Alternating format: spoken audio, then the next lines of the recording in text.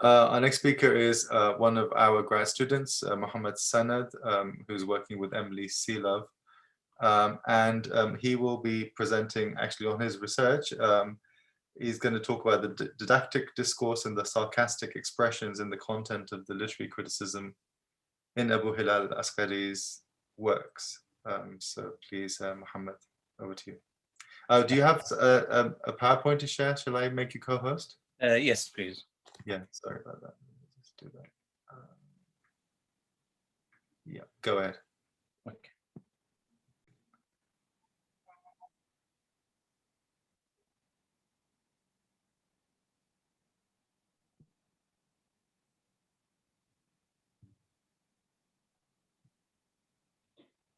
You found the share screen? It should be right in the middle of the bottom bar. Yes, yes.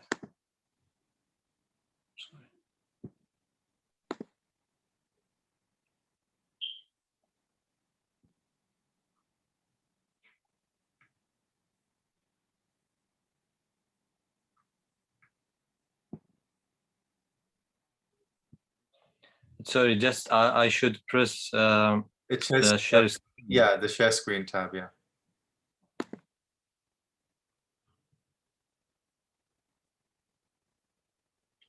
Oh, wait a second. Yeah, I could. I think you've, for some reason, you're no longer co-host. Now you are again, yeah, it should be fine. Sorry, something happened there. You were not made co-host. It should be okay now.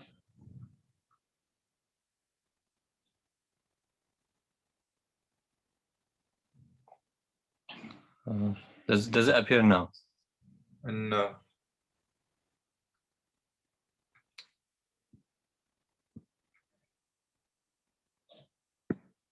Okay. It should work because you are co-host. So. Yeah.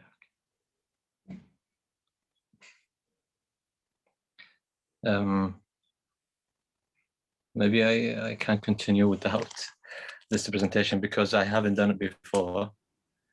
So. Well, I mean, just if you have the PowerPoint open on your computer and then you click share screen, and then it shows you a selection of screens that you can share, and you choose the PowerPoint one. So maybe just but they are all plain when this. I'll tell you what. Shall we maybe swap you with Tatsuya, and then while you work out the logistics of it, if that's okay. I think that's a good idea. Yeah, and in the meantime, perhaps Muhammad can send his you can also send PPT file to Sajjad, and Sajjad does the sharing. Yeah, screen. So let's just swap you with Tatsuya, right? Is that okay? Yeah, I don't. And just send me your. Okay. For the okay. So. Sure. Okay, so Tatsuya, let me sorry, make sure you are co-host as well. Yeah. So sorry. So yeah, we're just going to swap the two talks. Okay. Okay. So our next speaker is Tatsuya Nakanishi from the Institute for Research in Humanities at Kyoto, and he'll be talking about something which is quite interesting, and we're increasingly interested in Islam in China as well. So he'll be talking about Mardeshen's criticism of saint veneration, Chinese flavored Islam formed by a power struggle. So please. Thank you for your kind introduction. Okay, I'd like to share my slide.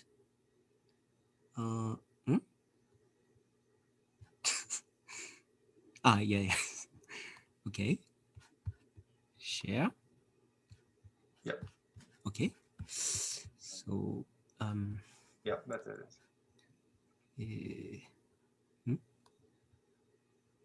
Sorry.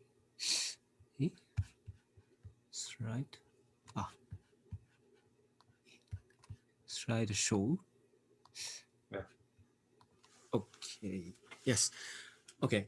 I'd like to start my presentation.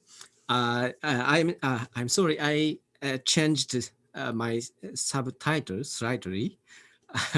My title is Madashin's Criticism of Saint Veneration, The subtitle is Chinese Flavored Islam Homed by a Denominational Conflict. Okay. My paper focuses on the famous Hui Muslim, Chinese-speaking Muslim scholar, Ma Dexin, who lived in Yunnan, southwest China in the 19th century. Ma Dexin traveled through the Middle East between 1844 and 1848 and brought back new Islamic knowledge to China upon his return. The many ideas he brought back to China included critical views on the veneration of saints. One of these views object to both blind adherence to Sufi masters and belief in their divine powers. These targets of objection were central tenets on which the Sufi order gained power, both among Hui Muslims and other Muslims. Ma Dexin preached in Yunnan, southwest China, which was home to a modest number of followers of a Sufi order called the Jafriya, who practiced saint veneration. Thus, Ma Dexin made adjustments and reinforcement to the relevant teachings from the Muslim heartland in keeping with the Sino-Islamic intellectual context of his time, thus intending to tempt Hui Muslims to accept views that discouraged saint veneration. For example, he radicalized a negative opinion about the essentiality of Sufi master in his attacks against the Jafriya. In this paper, I consider the ways in which Ma Dexin adapted critics of saint veneration from the Islamic world to challenge the Jafriya. Through this inquiry, I explore how an exotic theory from the Middle East became acceptable or even authentic knowledge among Hui Muslims, and a powerful weapon in denominational disputes within their society, including that between Ma Dexin and the Jafriya. I illuminate how Chinese influenced Islam was molded by a sectarian strife among Hui Muslims. In addition, my study sheds light on an alternative approach for the adaptation of Islam in China through harmonization between Islam and Chinese traditional thought. This harmonization between Islam and Chinese traditional thought is a focus of previous studies and a model of the so-called Sinicization of religion that is the present Chinese government policy. Ma Dexin was the first person in China to acutely condemn the practice of saint veneration as blasphemous, because it assumes that a created thing has divinity. His unfavorable comments on the veneration of saints are found in his Chinese work titled Essences of the Four Canons, in Chinese, 四典要会, which is published in 1858. Ma Dexin also discussed the topic more extensively in his Arabic work titled Selection of Sufi Teachings, in Chinese, 理学杂种, which is published in 1867. 理学杂种 is written in Arabic, but the title is Chinese. Anyway, working through these texts, I examine how Ma Dexin adapted foreign arguments to convince Hui Muslims of the erroneous practice of saint veneration and to prevent them from adhering to the Jafriya. The structure of my paper is as follows. In the second part, in the following part, I discuss Ma Dexin's arguments on the veneration of saints. In the first section of the second part, I elucidate how Ma Dexin radicalized the discourse on Sufi masters from Middle East. In the second section, I demonstrate the creativity of Madashin's opinion about Sufi masters. In the third section, I confirm that direct sources of Madashin's criticism against the veneration of saints were Hui Muslim classics, traditional works respected among Hui Muslims. In the third part, I explore backgrounds of Madashin's arguments on the veneration of saints. In the first section, I note a conflict between Madashin and Jafriya over a policy toward the Yunnan Muslim rebellion against the Qin dynasty and vulnerability of Sufi orders in China. In the second section, I argue that Madashin utilized Hui Muslim classics as direct sources of his critics to effectively attack the Jafriya. In what follows, I present details of each section. The second section, the second part, the first section. This section verifies how Madashin radicalized an anti-saint veneration discourse from Middle East. Therefore, I here compare essences of the four canons and the selection of Sufi teachings. The essences of the four canons suggest that Madashin's castigation of impudent adherence to the Sufi master was triggered by admonishments from a certain Ismail, whom Madashin met during his pilgrimage to Mecca. The selection of Sufi teachings also repeats Ismail's lecture. However, the work not only skips his name, but also radicalizes his precept based on Ibn Arabi's theory of the oneness of being, wahdatul wujud. The selection of Sufi teachings declares that anyone without the proper preparedness, isti'dad, cannot become a friend of God through a Sufi master's spiritual power. Ibn Arabi explains that the preparedness of each person is predestined by God. In other words, based on the theory of the oneness of being, Madashin's section of Sufi teachings insists that only God has the ability to control whether a person can be his friend or not.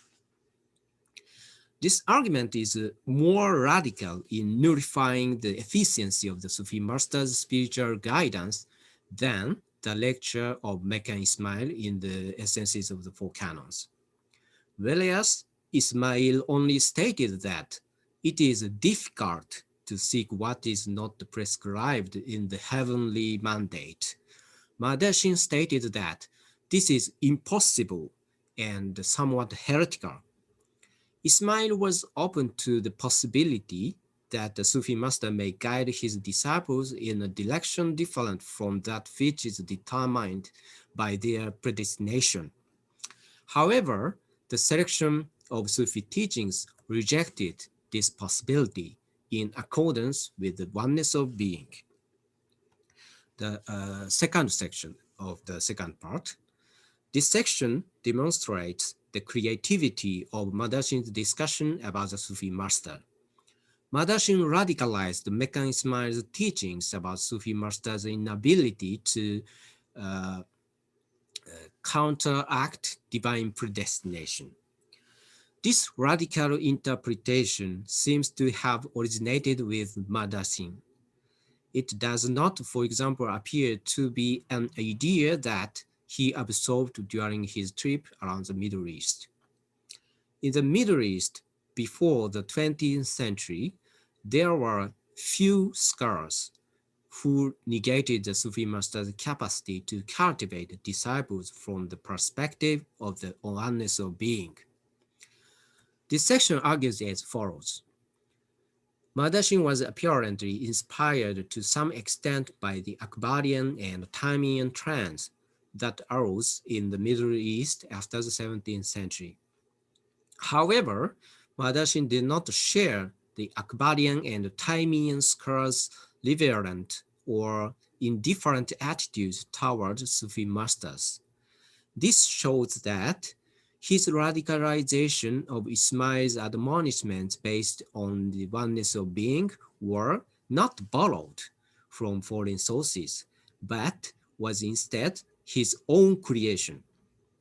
We cannot confirm Ismail's original Arabic statement or whether he really existed or not. However, it is safe to say that Madashin creatively formulated his own ideas of Sufi masters with a unique combination of the Akbarian cosmology and the Taimian condemnation of saint veneration. In the next section, I explain how he creatively derived his critique of saint veneration from the Chinese Islamic tradition. The third section of the second part. This section argues that the Hui Muslim academic tradition and not the aforementioned Middle East Akbarian and Taimian trends provided direct supporting evidence for Badashin's assertion that the Sufi masters do not have the divine power they need to make their followers friends of God. Since before the 19th century, Hui Muslim scholars had espoused the theory of the oneness of being. One of works on this theory, Abdul Rahman Jami's Lays of Phrases, Asiyatul Lamad, have been respected as authoritative classics among Hui Muslims. In Chinese Islamic works written by Hui Muslim scholars, the oneness of being is harmonized with the Chinese traditional religions such as Confucianism, Buddhism, and Taoism in order to adapt Islam to Chinese religious context. Liu Zhi's Nature and Principle in Islam, in Chinese Tianfan Xinli, is a typical example of these works. This section concludes as follows. Madashin utilized these Hui Muslim classics, that is Lays of Phrases and Nature and Principle in Islam, in order to prove that the idea of the oneness of being does not allow one to confuse created things with God, and to revere Sufi masters as owners of divine power to override predestination. He reinterpreted the idea of the oneness of being in the light of the Chinese Islamic tradition and thus proceeded to radicalize critiques of saint veneration that originated in the Middle East. The third part, the first section, this section explores several answers to the following question. Why was Badashin's stance on the abilities and the divinity of Sufi masters more radical than those of Muslim scholars in the Middle East? I here present two reasons. First, we should note how Madashin and the Jafri order opposed each other on the Yunnan Muslim rebellion against the Qing dynasty. In the beginning of the rebellion, Madashin led a rebel force. In 1862, he surrendered to the Qing dynasty to restore the previous relatively peaceful relationship between Muslims and non-Muslims and secure the survival of the Hui. During the same rebellion, Jafriya followers in Yunnan fought against the Qing army. Even after Madashin's withdrawal from the rebellion, they continued to resist the Qing army until their headquarters fell in 1871. The Jafriya's behavior hindered Madashin from peacefully settling the conflict between the Muslims and Han Chinese.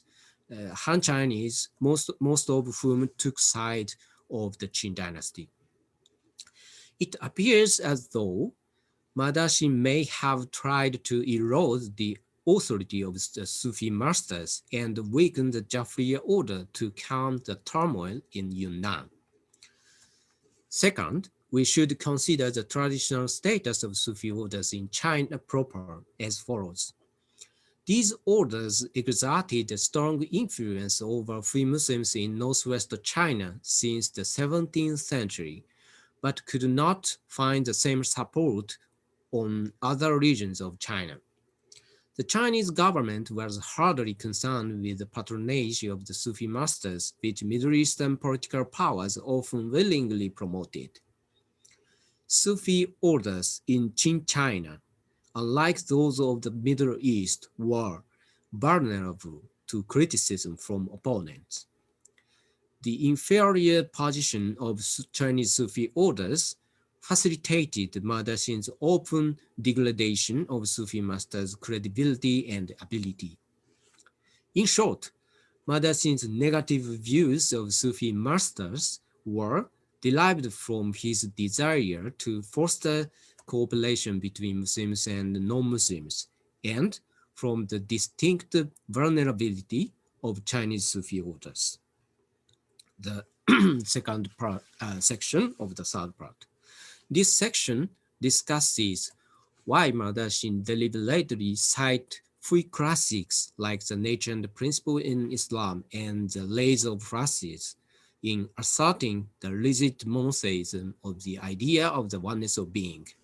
I here argue that Madasin may have done so in an attempt to counter Jafri scholars who espoused the same Chinese Islamic tradition beyond making his preaching persuasive for Hui Muslims in general. Jafriya scholars thought that divinity can be found in Sufi masters entranced by their unification with God. This is evident in a Jafriya hagiography titled Sweating, Rashif. This hagiography was written in Arabic and Persian by Abdul Qadir Gwandiye during the reign of the Jia Emperor, the Qin dynasty. Also, Sweating conveys that the rays of phrases and Liu Qi's works, such as the nature and the principle in Islam, were respected among the Jafriya. It is highly possible that the selection of Sufi teachings strategically cited the rays of phrases and the nature and principle in Islam to refute the Jafriya doctrine on the divinity of Sufi masters in ecstasies. Madasin may have intended to counter more sophisticated vindication of later Jafriya scholars for saint veneration than that of Abdul Qadir Gwandiye in Sweating. A hagiography of Jafriya masters composed in the early 20th century justifies the mentorship of Jafriya leaders and their followers' veneration toward them via Akbarian theory and the free classics. The hagiography in question was written in Arabic and titled a comparatively short episode on the spiritual genealogy of the Jafriya. Hiralaskari li Bayan Silsilat Jafriya. I abbreviate as episode. The author, named Mashreji, started to write this hagiography at the request of the seventh master of the Jafriya, Ma Yuanzhang, long after Madasin's death, and completed it in 1933. Statements on the Sufi masters in the selection of the Sufi teachings are more sharply contrasted with those in the episode than Sweating. It tempts us to guess that Madasin targeted something similar to Mashreji's apologetics for saint veneration. Otherwise, the significant clash between the arguments of selection of Sufi teachings and the episode about Sufi masters strongly indicates that the work of Madasin was perceived as a grave menace by Jafriya adherents, including Mashreji. Madasin's negative statements on the veneration of saints and the significance of Sufi masters appear to take aim at the Jafriya who perceived divinity in raptured Sufi masters and highly esteemed rays of phrases and the nature and principle in Islam, like Madasin. It is likely that Madasin expected the prestige of these classics to increase the effect of his attacks on the Jafriya. It is doubtless that his expectation was not wrong. I'd like to move to my conclusion. Madashin went as far as to assert the triviality of Sufi masters based on the oneness of being, progressing beyond the discussion on the topic that originated in the Middle East. Ismail, or the Akbarian Taimian trance, inspired Madashin to deny the ability of Sufi master to make his disciple a friend of God. However, according to Madashin's descriptions, Ismail showed neither sympathy for the idea of the oneness of being, nor any interest in undermining the status of Sufi masters. Prominent Middle Eastern proponents of the Akbarian and Taimian ideas did not object to Sufi masters' tutorship before the 20th century. Madashin did not merely repeat what he heard during his travels in the Middle East. He constructed a version of Islamic teachings that suited his requirements and the Chinese context of the time. Madashin formed his estimation of the value of Sufi masters based on his interpretation of the classic Chinese Muslim text, which established the strategy for his confrontation with the Jafriya. He intended to finish the Jafriya's rebellion and construct a peaceful relationship between the Hui and the Han people. Thus, his discussion on Sufi masters aimed to enhance the compatibility between Islam and Chinese milieu. In this adaptation of Islam in China, Madashin's selection of Sufi teachings did not call non-Islamic Chinese traditions into play. Madashin attempted to refine foreign teachings. In the process, he created powerful arguments which in the Islamic Chinese intellectual context were unanswerable. Thus, the dispute between Madashin and Jafriya produced Chinese-specific Islamic knowledge. That is all I must say. Thank you for your attention. Thank you. Thank you. So we have time for questions or comments. So opening the floor.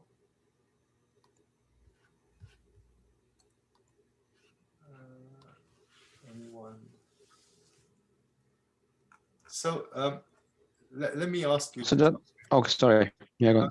No, go ahead, Mustafa. If you have something, go ahead. I was just. No, just brief. I mean, you mentioned some person called Ismail there. Can you say a little bit more about Ismail was? Sorry if I scholars of the Middle East that he was about Sufis. Sorry, your voice is unstable, so please repeat. I apologize. I mean, if you can't hear me, we could skip it. Sorry, I think I've got bad reception here. I was just going to say, you mentioned, did you get it, Sajjad? Yeah. He was asking if we know more about the scholars in the Middle East who he was engaging with, particularly this Meccan Ismail who you mentioned. Do we know anything more about them? Yeah. Thank you for your question. Yeah. As for Ismail, actually, I have no information.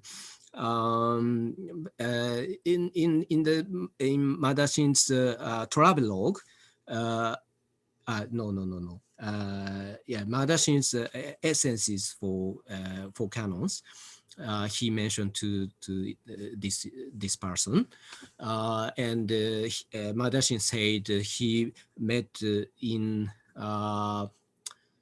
Tianfang. In Chinese, Tianfang. Tianfang generally means Mecca, but not always means Mecca. Tianfang not always means Mecca. In the case, Tianfang means Arabic word or Islamic word, so very ambiguous. But the how to say, it is highly possible that Madashin met Ismail in Mecca. But except for this information, I have no information to identify Ismail. But his thought is similar to probably Wahhabi thought. But this is also uncertain. I'm not sure whether he is Wahhabi or not. So ambiguous. Sorry. Yeah, it's all right. Thank you. Yeah, it strikes me that it's probably, maybe he's not actually a Wahhabi. I mean, the position certainly that Madashin seems to come up with is much more consistent with, I guess, what you might call the Shah Waliullah school, or then what becomes Deoband, right? Because they are very much happy with the notion of walaya, of sanctity. There are a number of people within that tradition who are perfectly happy with Wahdat al-Wujud as well. But they are very much against the excesses of kind of what happens at shrines. So they're making a distinction between kind of a particular vision of, you know, reality and how sanctity is manifest in the world, and distinguishing that from kind of what they might call popular folk practices,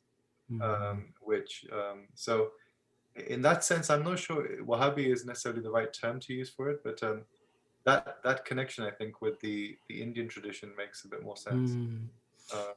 And there might be others. I mean, I'm wondering also whether there are other connections going into Central Asia. I mean, you know, with the reformists in places like Tashkent, etc. I don't know, because that might be something also worth thinking about. But it certainly seems to me that the really different and the interesting thing that you are mentioning here is this idea that that the kind of the critique of veneration, visitation to shrines, is considered to be a way of bringing kind of Muslims and non-Muslim kind of Chinese closer together. And that seems quite interesting, because normally I guess you'd think it might be the other way around. Oh, thank you for your suggestion. Yeah, actually, Madashin have visited how to say, Calcutta, the eastern part of India, before visiting the Arabian Peninsula. And in the Eastern India, Madashin have seen Islamic books on market. So I take into account the possibility that Madashin accept the influence of Shah Waliullah or someone in Indian. Yeah, thank you so much. Are there any other questions or comments?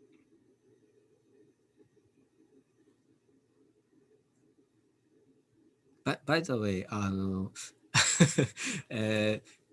do you think whether my assumption is correct or not? I assume that there were few scholars who negate the efficiency of guidance of Sufi masters in Middle East, except for Wahhabi. Yeah, I mean, you do have, of course, people who are critical of Sufism from within. So I think that's what the connection I was trying to make was that it's there's a difference between an external criticism and a whole-scale attack on Sufism, and an internal criticism. So, and especially as you know, you mentioned the coming together of Ibn Arabi and Ibn Taymiyyah is very indicative of this kind of internal critique. It depends on how you take it. I mean, you know, there's a tradition of that going back, you know, to the 17th century in the Hijaz with the Naqshbandis and others, with the circle of Ibrahim Qurani. So, you know, it's entirely possible that's the linkage. But I guess in the modern period, I mean, one of the follow-up questions I would have had is in terms of the reception of this kind of debate, like in the 20th century and even now, I guess that would then become much more complicated with Wahhabi ideas, which are much more explicitly coming in from Saudi influence. Yeah. Thank you.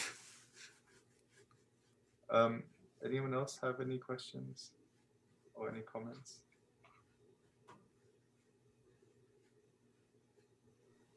Okay. Just say, Sajjad, on the whole about no external influence. I think that probably you might have to look up that a bit more, because as you're saying, and I think that's quite right there, that the attacks on Sufism in this particular age, I mean, there's like internal, reformist ideas, Qurani and the Sanusis to some degree.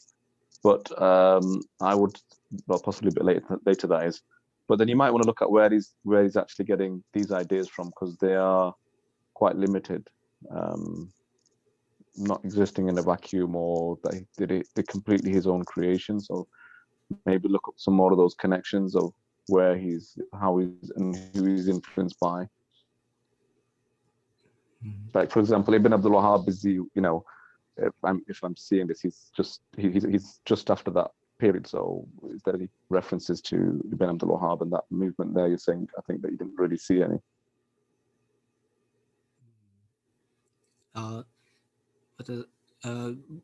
Muhammad ibn Abdul Wahhab basically, how to say, were indifferent to the Sufi masters or tariqa, probably. How to say, so. In before the 20th century in the Middle East, I cannot find anyone who negate the guidance of Sufi master. So, and Sanusi or Ibrahim Qurani also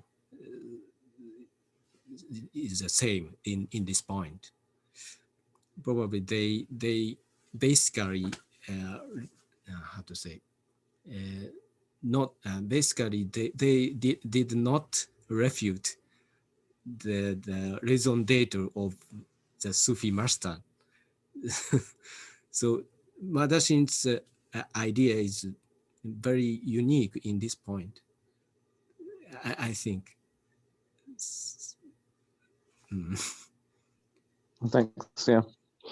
Yeah. Yeah, and I think that's probably why there might be more to look at in terms of the engagement with the Indian sphere and possibly Central Asia. Because I think that there are many more kind of internal debates within Sufism going on. Much earlier, of course, in the time of Madashin, but you've got different forms of the Tariqa Muhammadiyya, which have very different kind of kind of reformist tendencies with respect to practices and what constitutes a much more sort of orthodox veneration and so forth. So yeah, I think that might be something worth having a look at.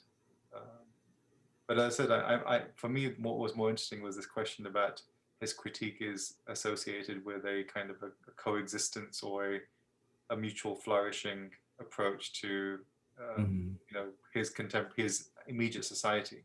And I can see, of course, how that would be weaponized, after that as well, by, for example, the Chinese state. So that would be an interesting thing to sort of look further at as well. Yeah, thank you.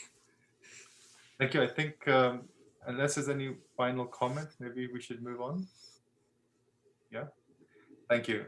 So we have one more talk before we take a break. So we'll come back to Muhammad Sanad, and I have his PowerPoint, so I can share that. Yeah. So let me share. the PowerPoint.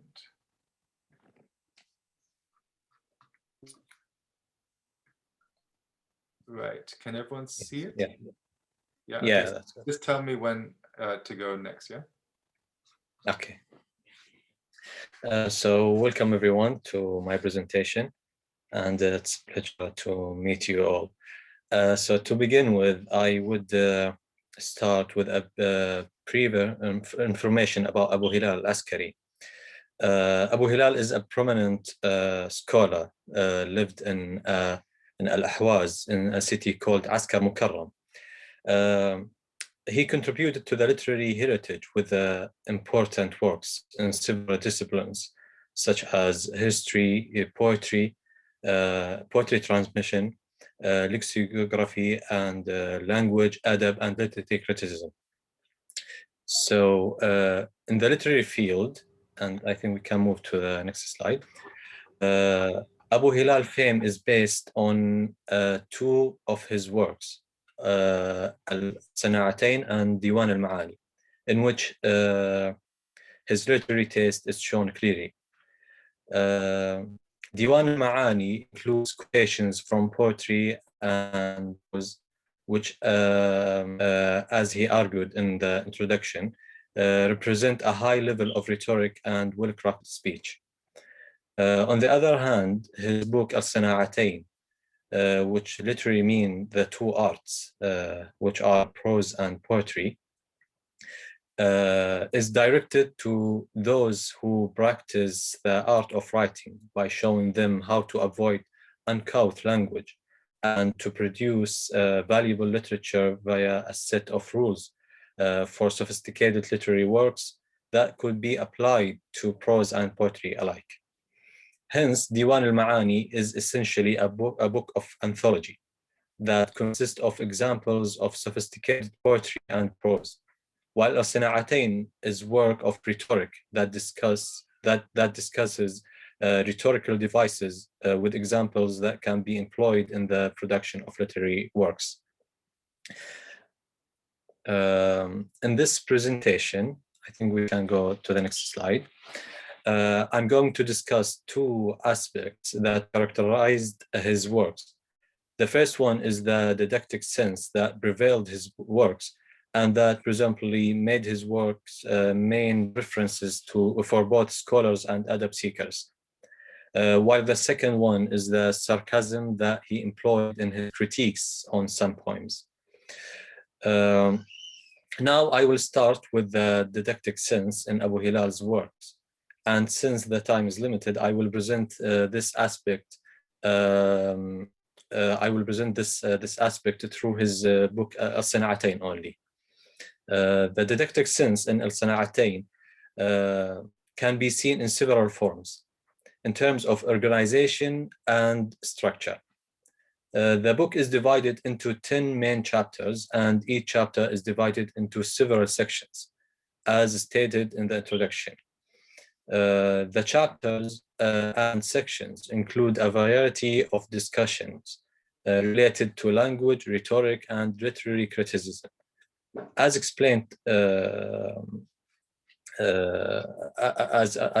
as we talk about this didactic sense, Abu Hilal starts his book with the prayers for the reader in an attempt to build a relationship with the reader based on intimacy, which makes the reader eager to read the book. In these prayers, Abu Hilal said, اعلم علمك الله الخير ودلك عليه وقيضه لك وجعلك من أهله. So I will leave the translation to you to read in the paper in the Dropbox to save more time.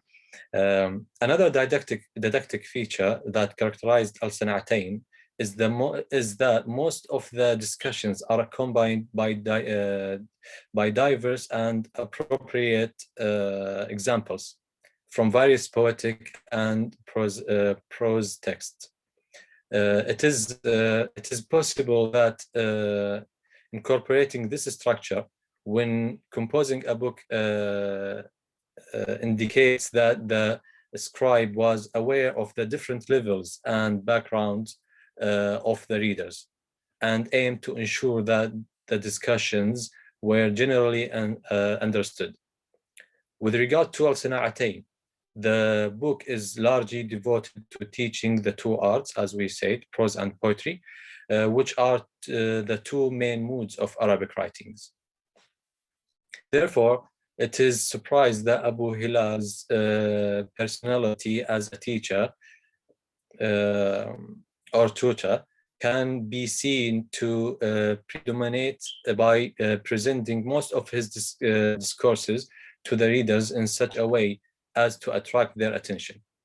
It is worth noting that the discourse in Sana'atayn could be seen as an example of an eloquent and high standard style of writing in terms of clarity and linguistic veracity. And as Abu Hilal said in the introduction, وليس الغرض في هذا الكتاب سلوك مذهب المتكلمين. Now we go to the other aspect, and we move to the next slide. We can notice that Abu Hilal injected his critiques with some sarcastic expressions that might amuse the reader to some extent, particularly when he provided examples of poorly composed poems. What concerns me in this analysis is how he described meanings of the poems that he sarcastically critiqued, namely corrupted meanings, incorrect and disordered meanings. And this will hopefully be clear by the following examples. Shall we move to the other slide?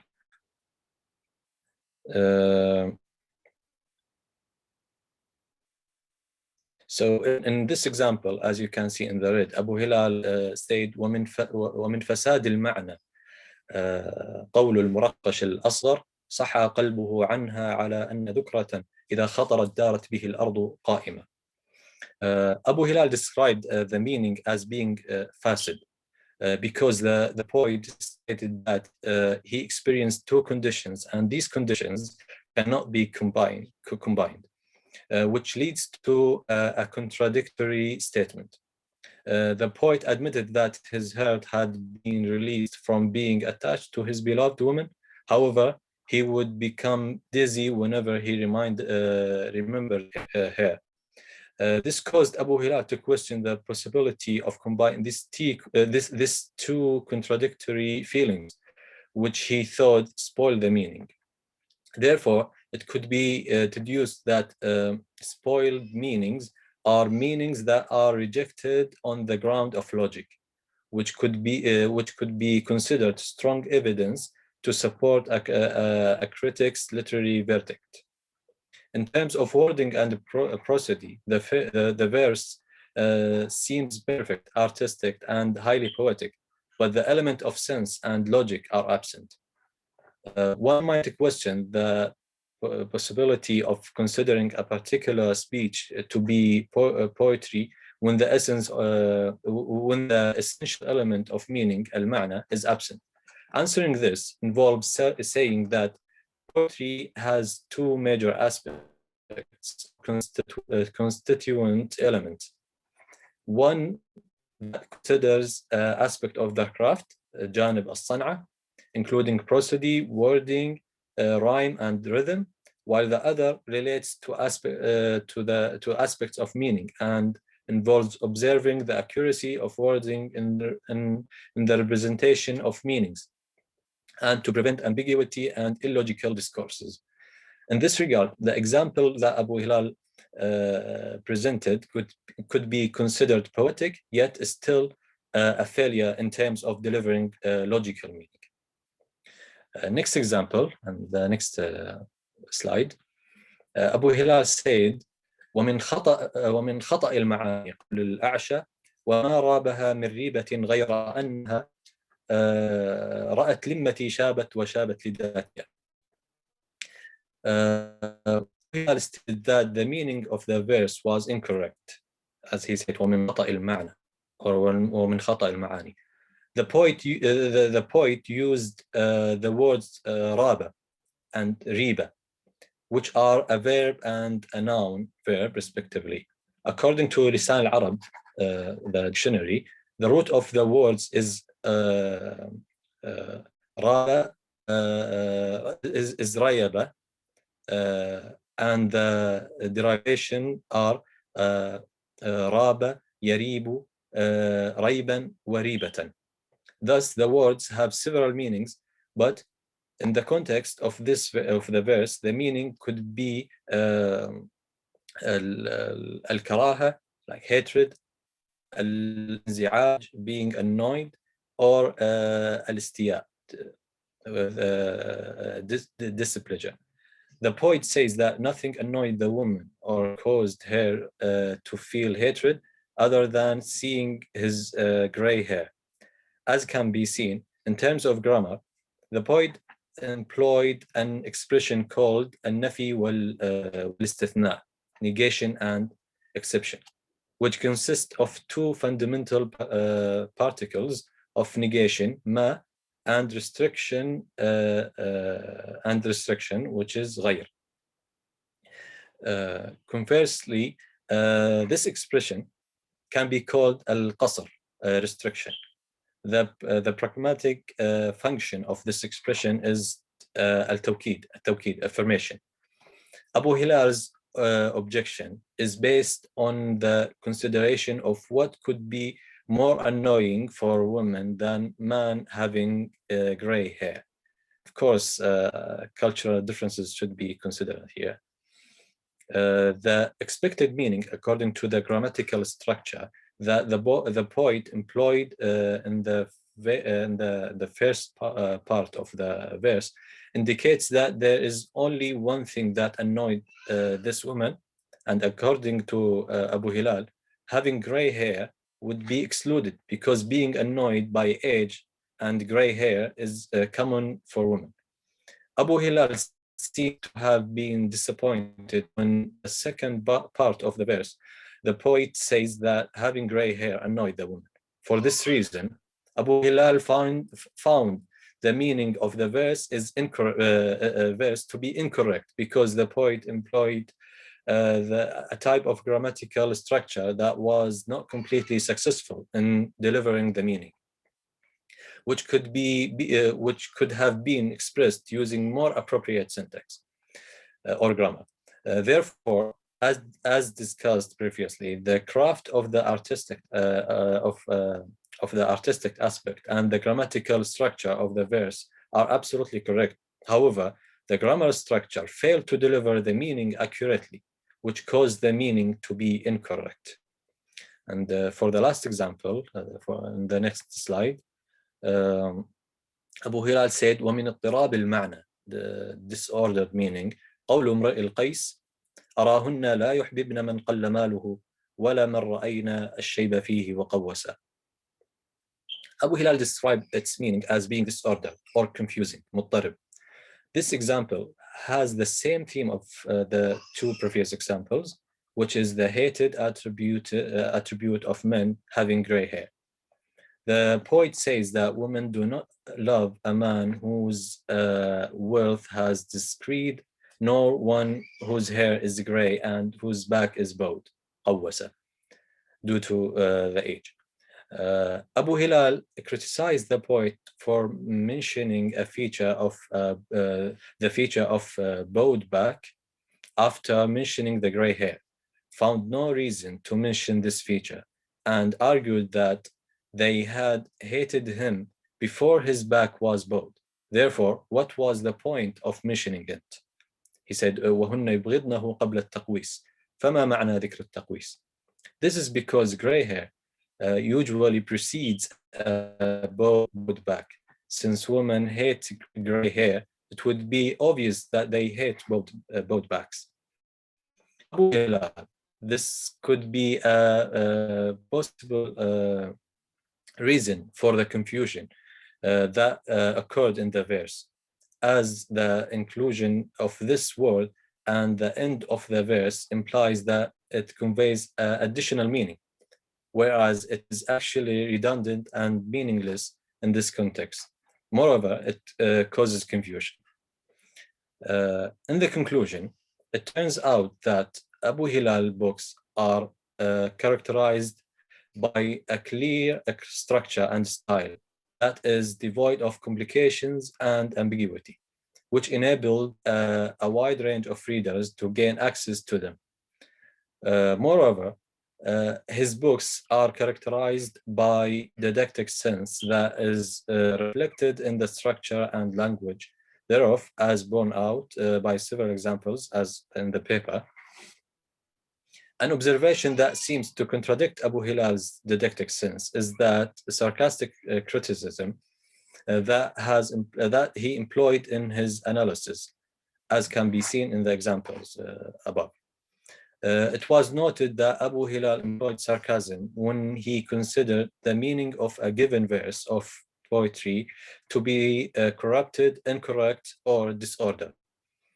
A close reading of the verses that Abu Hilal presented revealed that the meaning was considered to be corrupted when it was illogical or could not be conceptualized mentally. On the other hand, the meaning was described as being incorrect when the poet employed a syntactical structure that did not reflect the meaning accurately, which led to a different meaning being expressed. Finally, disordered meaning was considered to occur when a poet added a lexical item that seemed to add a new meaning to the verse, thus causing confusion due to the mismatch with other lexical items. Abu Hilal's sarcastic discourse is an indication of his absolute dislike of such artistic defects in poetic verses, as well as his aim to advise other seekers that these defects or incorrect meanings were unacceptable in the literary craft, because they undermine the value of the literary works. The sarcastic style could achieve further critical purposes, as it could serve as an alternative to the usual form or pattern of criticism that might not be as effective in this context as would sarcasm. Therefore, Abu Hilal employed this discourse as a device to avoid the monotonous tone of literary criticism. It should be acknowledged that in this sarcastic comments, Abu Hilal did not pass judgment on meaning in terms of truth and falsehood, like الحقيقة والكذب. Instead, he examined certain deviation or confusion in the meanings that decreased the artistry of the given verses, thus decreasing their poetic value and ruining their artistic contribution. Thus, it could be argued that Abu Hilal sarcasm does not contradict the didactic sense that prevails in his books. Thank you, and that was all I have. Thank you, Mohammed. That was very timely as well, so we've got plenty of time for discussion. So does anyone have any first thoughts, any questions?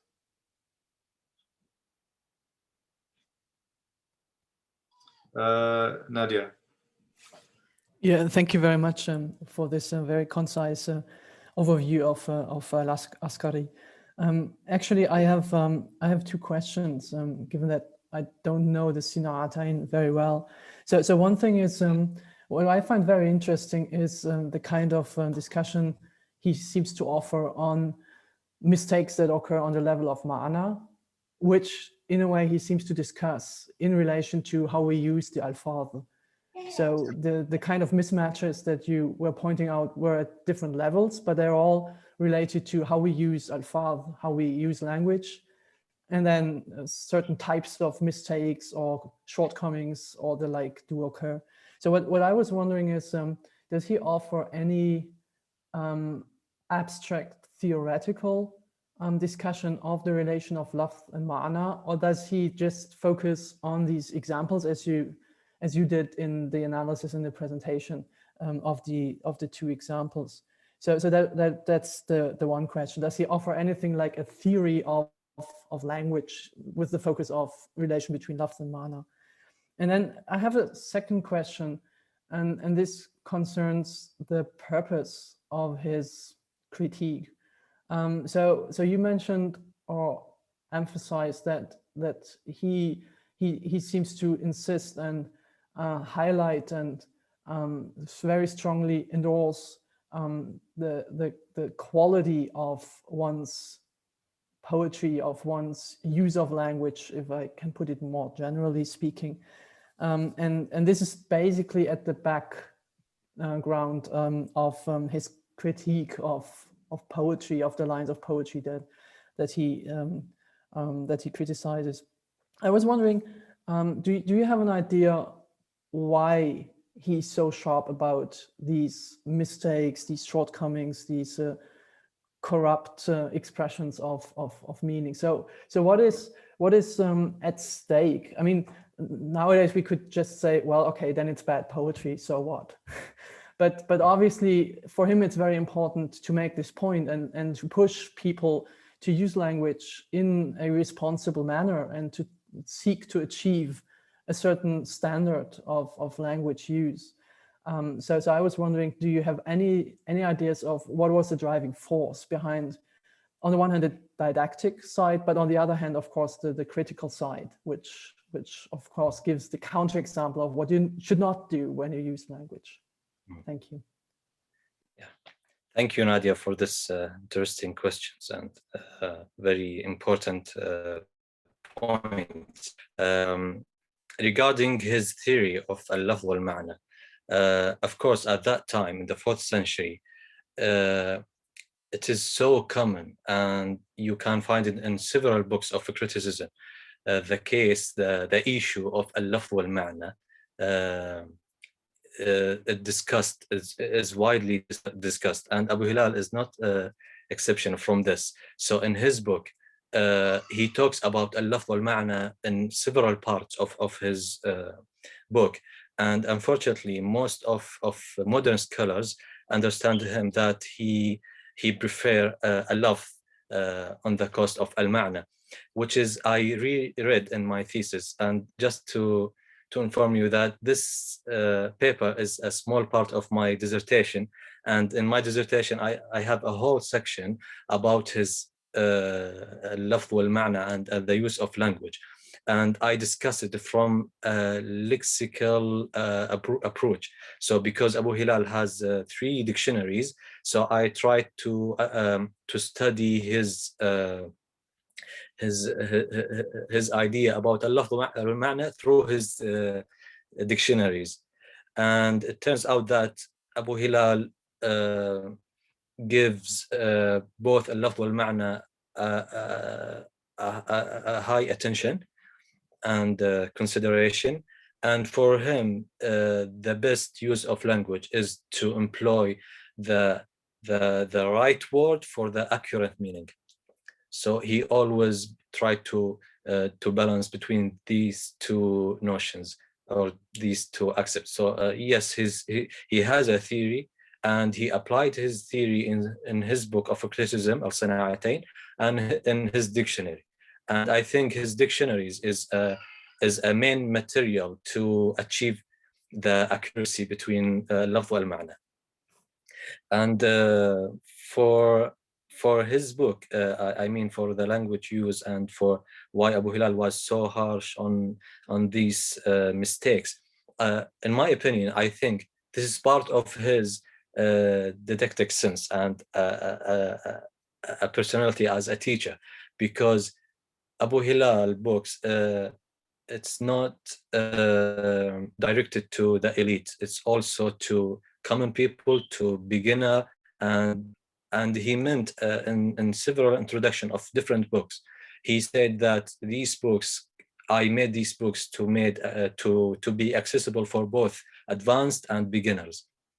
So I think in his sarcasm, I think he just want the learner to avoid these mistakes, because it's only need to it requires one to to gain a good language, so that he will not commit any mistakes in their compositions. So yes, so I think it's he employed sarcasm device to teach to teach adab seekers to avoid mistakes. Yeah, I hope I answered your question. Yeah, thank you very much. Okay, you're welcome. Any other questions, comments for Mohammed?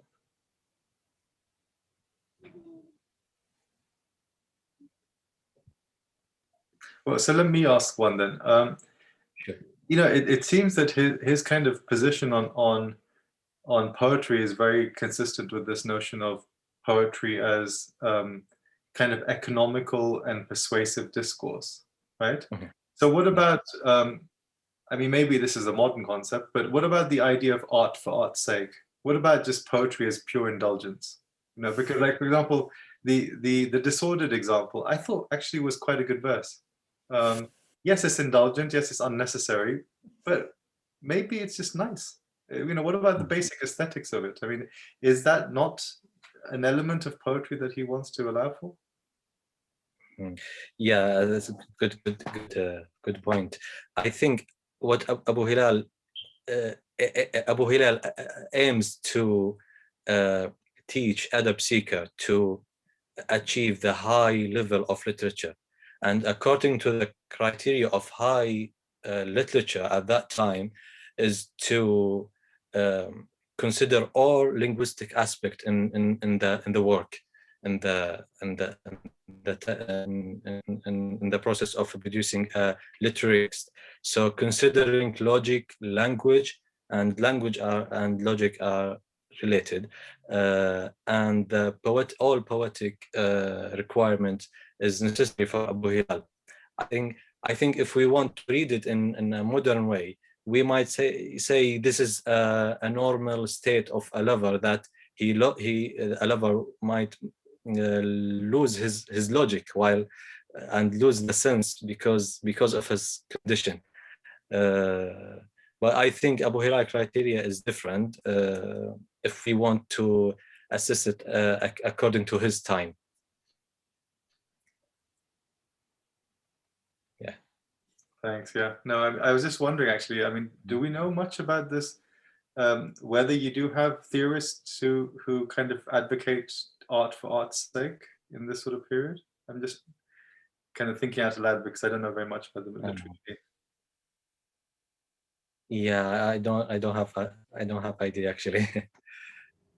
What about Jahid, Muhammad? Would you say Jahid is probably close to that idea or that view? The idea of sarcasm, you mean?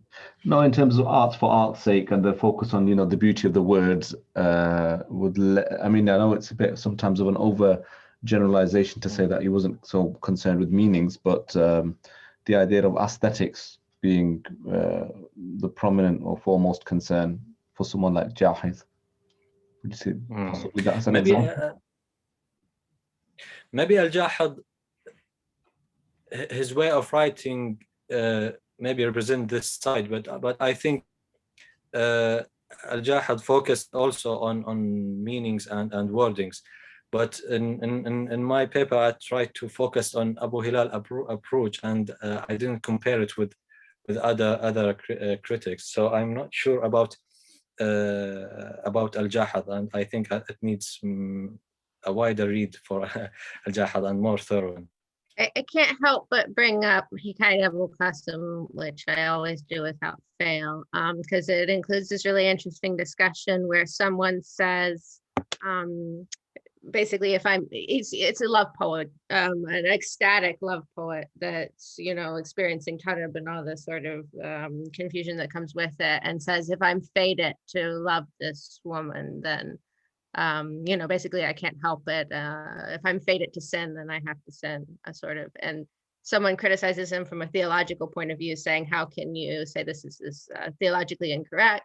And someone else defends him, saying, this is love poetry. You don't hold it to the same standards as a theological discourse. So it does kind of seem like there was a sense that I mean, I feel like poetry can have it both ways, can it? It can be sort of ultimate truth and then the most sort of lying of all speech at the same time, which is. Yeah. And I think we should consider that there's two positions: the position of a critic and the position of the poet. And as I tried in my thesis, for people who criticize Abu Hilal himself, because he's a poet himself, in his poetry they try to critique him according to his criteria of good poetry, while I don't think they are really connected, because when you write something, you write according to what you feel or what your condition is. But when you critique poetry, you critique according to specific principles and rules. So I think Abu Hilal did not, he doesn't try to get into the self of the poet. He just tried to critique language and the logic of the text. Nadia, did you have a follow-up on this? Yeah, exactly. So perhaps first a brief remark on Al-Jahid, on whom I've worked a little bit in the past few years. So I have the impression that in Jahid, it's very similar to what you find in Abu Hilal. So even though he's very playful with the words and with how you can use language, but still he puts a very strong emphasis on that according to the situation you're in and the situation in which you use the piece of language that you just produce. You have to be very careful, thorough with the words and the meanings, of course, they imply. So that's perhaps just as a brief addition to the debate. But I have a very brief follow-up for Mohammed, and this concerns the audience he's envisaging, meaning Abu Hilal.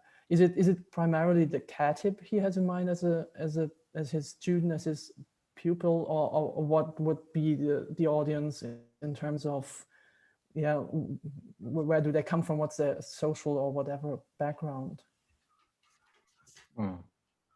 Audience.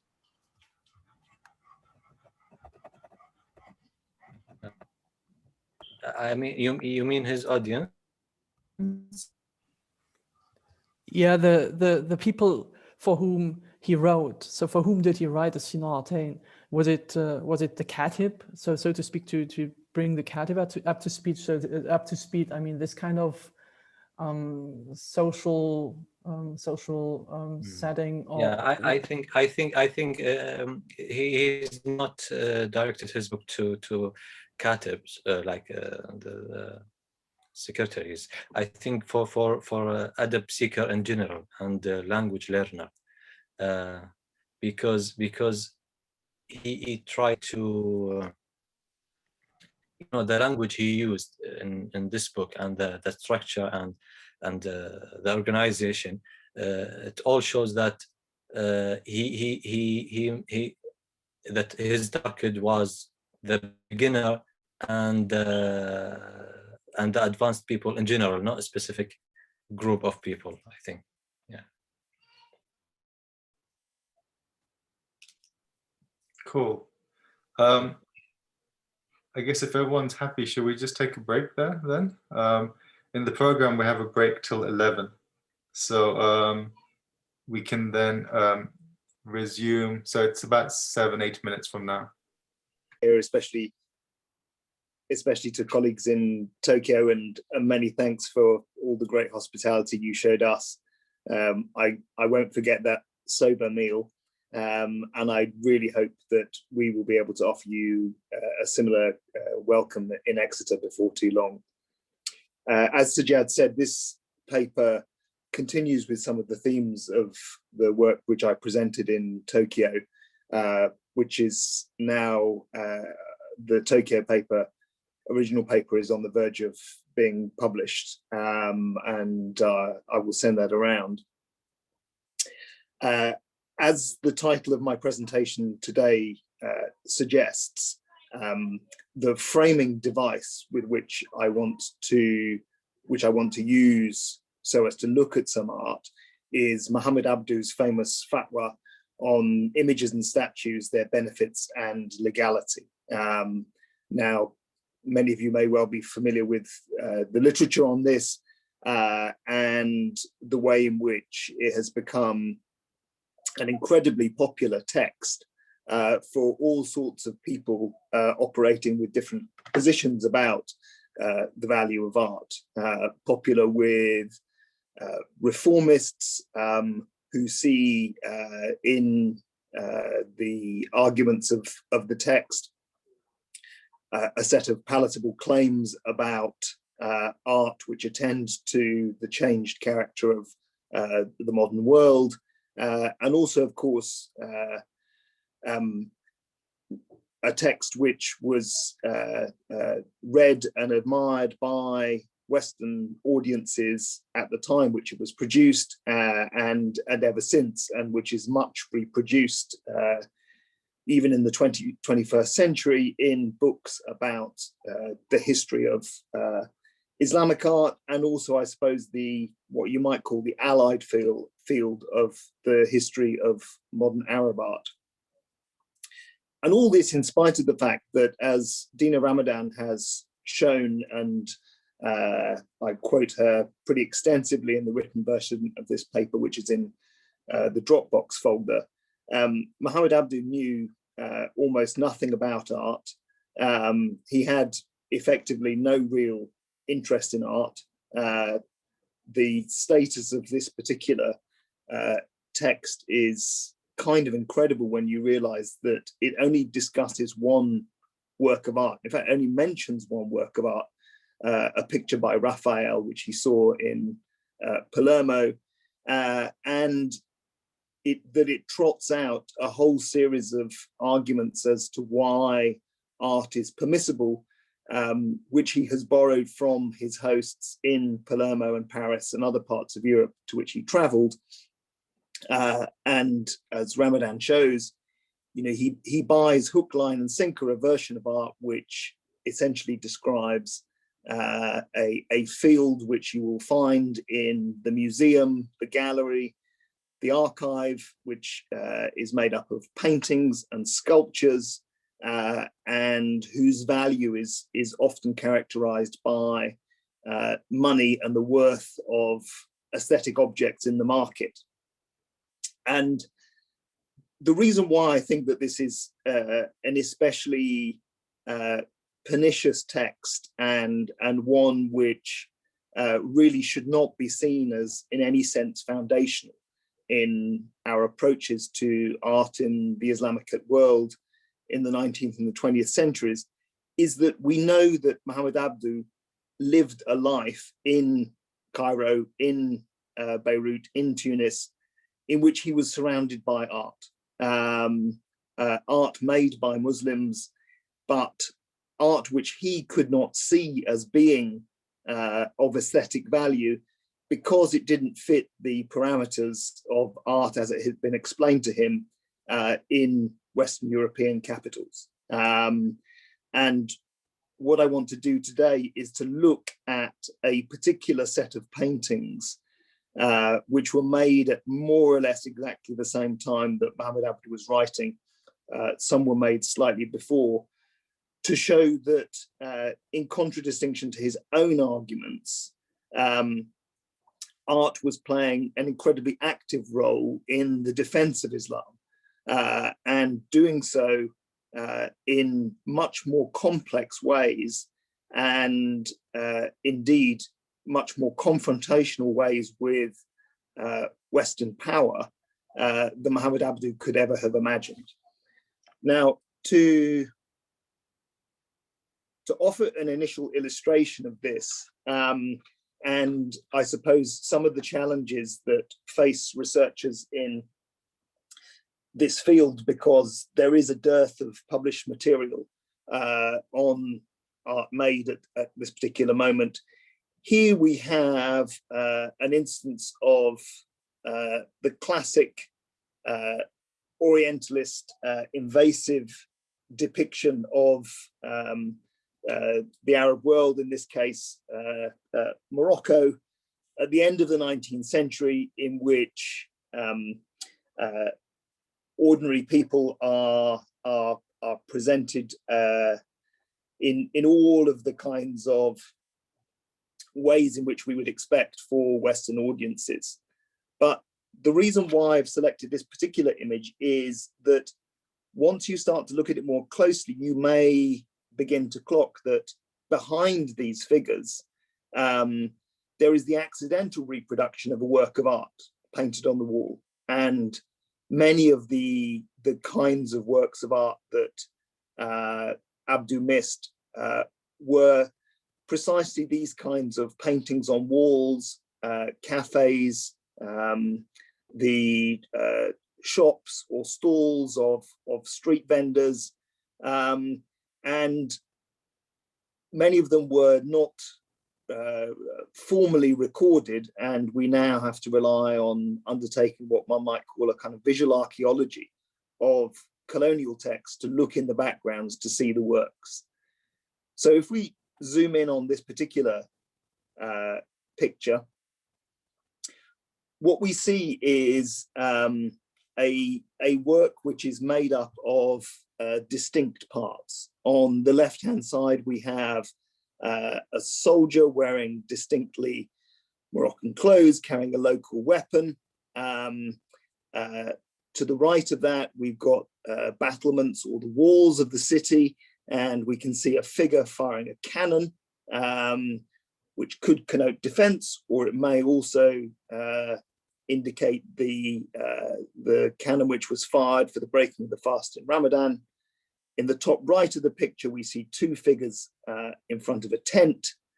At the top, rather faintly, we see a six-pointed star, which actually contains another six-pointed star within it. And then at the heart of this image, the name of the place, Tanja. Now, we don't know who made this picture, but I think it's reasonable to assume that the women in this nursery might have made it. And if we make that assumption, we can see this as what might be called an amuletic or apotropaic work, which served to protect those women, the place that they were from, their culture and their religion. And it does this not just through these five symbols, but also the way that they come together in Khamsa. Those five images become one, and they have a special protective force. And across the Maghreb, at the end of the 19th century, the beginning of the 20th century, we can find many, many instances of these kinds of works which moved from their traditional homes, in houses, on jewelry, in tattoos, and other forms of visual expression to the public sphere. And it's that public sphere that I want to talk about, and in particular the Tunisian city of Kairouan, which of course was an emblematic city in the Islamic world, and as such was treated differently by its European invaders. Kairouan, you may well be aware, was the only city in all of North Africa in which non-Muslims were permitted, indeed encouraged, to visit mosques. I'm sorry this is reproduced badly, but this is a mosque visiting permit. And so this incredibly important historic city, the site, of course, of the first mosque built in the Maghreb, the first mosque built anywhere with a minaret, the site of an incredibly important university, and a whole series of other religious institutions, became a kind of touristic human zoo for European visitors. And I think that there's a reason why it was therefore one of the most decorated of cities in the whole of North Africa. Now, Europeans commented very, very little on the kinds of paintings which they found there. But we do have from 1881, that's to say, in the very year in which French troops arrived in the city. This European sketch of one of the gates into the Great Mosque, this is the gate of called Bab Lala Rehana, named after a female saint. And just to the left of the gate, we see the Zawiya, or the shrine, which was dedicated to her. And above the shrine, we see a design which is painted on the outside of the mosque. Now, it doesn't need saying to a group of scholars in Islamic studies that it's, of course, relatively unusual to paint the exteriors of mosques, especially in this this kind of temporary fashion. And we're lucky that we have considerable photographic evidence from this period. It's quite interesting to note that the European sketch is actually a rather bad representation of the paintings as they existed. And there's also a diminishment of the scale of the Zawiya. And one of the reasons why this was presumably the case was that there was a certain reluctance to engage with the fact that this was the so-called women's entrance to the mosque. This was a shrine devoted to the life of a woman, and that these were paintings made by local women in response to the emergency of empire. Interestingly, they existed in faded form until the 1970s, but if you were to visit the city today, this is what you would find. No sign of the paintings, indeed no sign of the Zawiya of Lala Rehana, and in contemporary published text from Tunisia and other parts of the Arab world, no mention of the fact that at this critical moment in Islamic history, the mosque had been painted, and indeed that it had been surrounded by supplementary edifices which were associated with female sanctity. The scale of the painting of the city is really quite incredible. These are designs painted around the base of the minaret of the Great Mosque, and you can probably tell from these and the others that these are very, very big pictures. One reason why they may not have been recorded is precisely because of their illegibility to Western audiences. They could be seen as crude, folk art, and yeah, frankly, utterly incomprehensible. So here again, 1881, we see on the side of the minaret of the Great Mosque that symbols have been painted. Here they are in greater detail.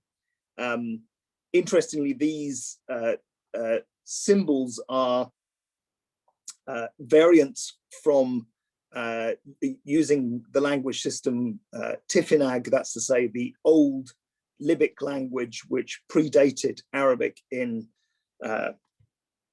North Africa, and many of the signs which we see painted around the city are symbols from the Tifinagh alphabet, almost certainly used to connote ideas of freedom, but also notions of time which connected the deep time of the pre-Islamic past with the contemporary emergency of the late 19th century.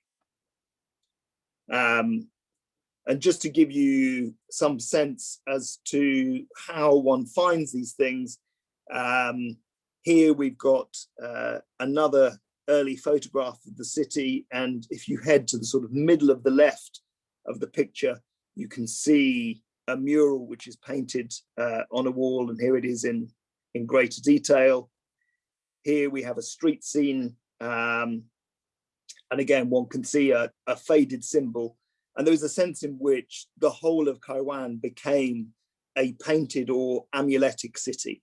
And I think that this is obviously connected with the way that it had been utterly captured, both in military and political terms, but also in the sense in which it has, as I say, been turned into a kind of human zoo. One of the most common symbols that was painted, I've eventually come to realize, was a painting of God. And in particular, it was a representation of God as she had been depicted in ancient Carthage in Punic art.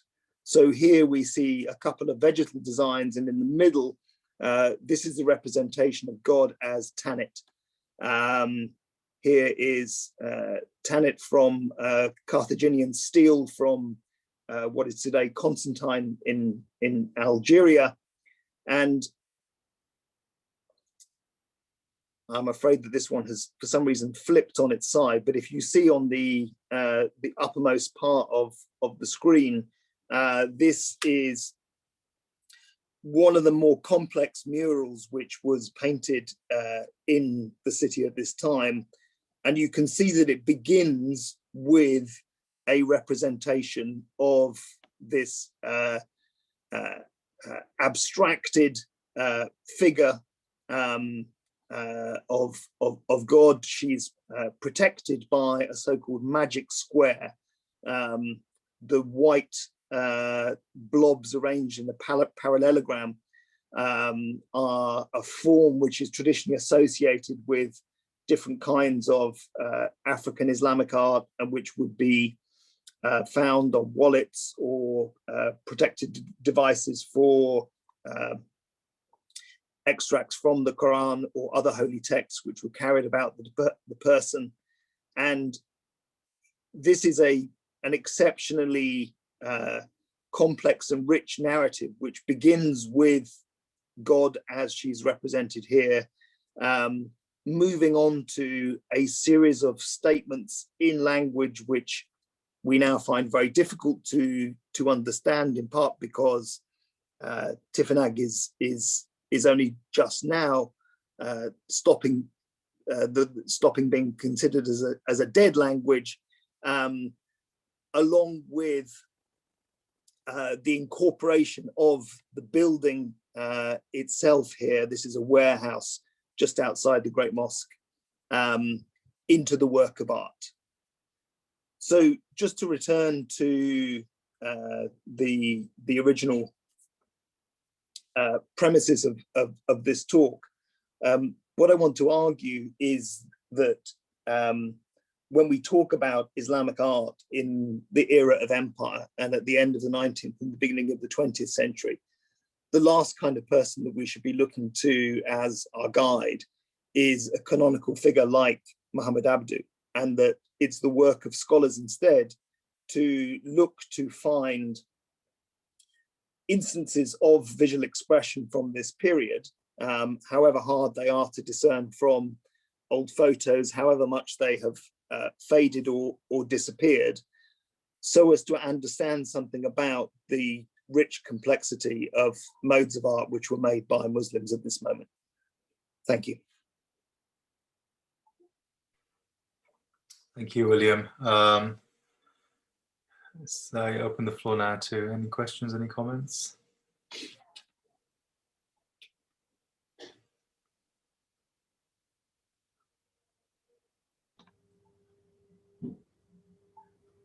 Yes, no? I mean, I can go, Sajjad, if you like. Yeah, sure, go ahead.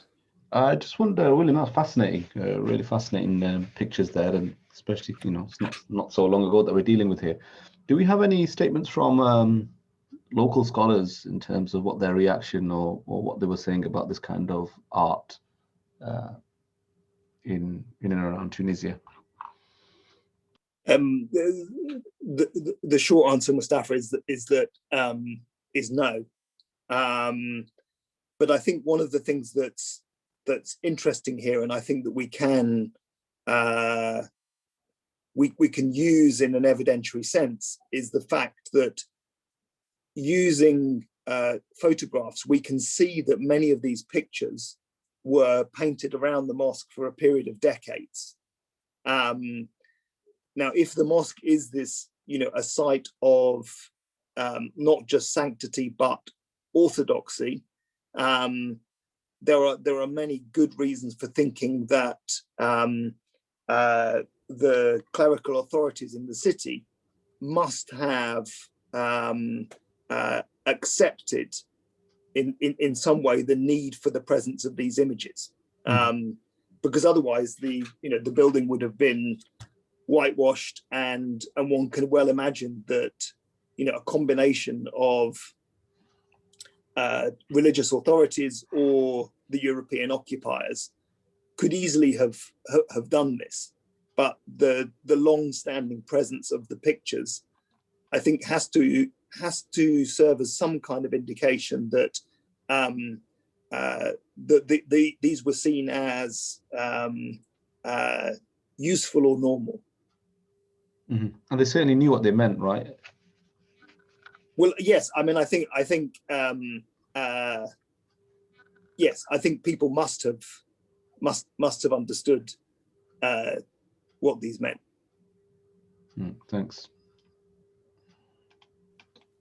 I think this is a really good example of the decolonization of the study of Islam, insofar as it's going beyond this by the classic kind of binary that people often assume, that within an Islamic context you have this kind of juxtaposition between sort of figurative and non-figurative art, and that it's a very straightforward issue that figurative arts and the arts, but more generally, are somehow impermissible in Islam, including the sort of iconic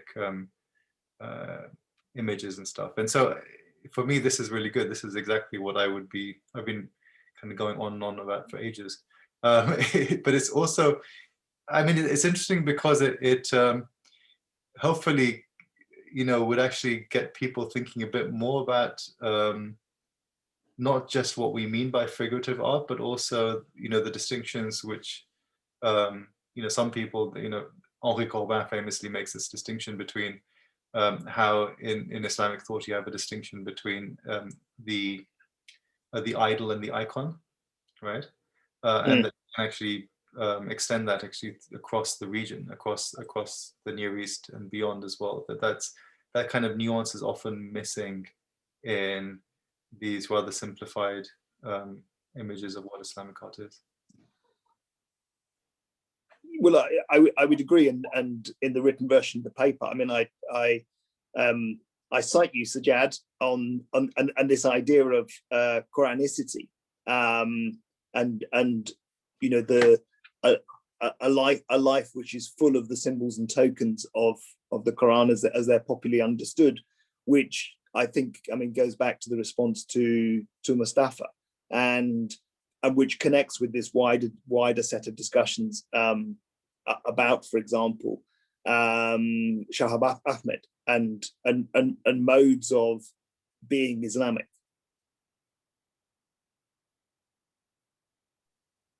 I think Rob has a question. He has a hand up anyway. Yeah, sure. I wanted to just, I may have missed this because my internet connection went out, but were you saying that all of these images are likely to be created by women? Or are you saying that some of them definitely were and there's others that you're not so sure about?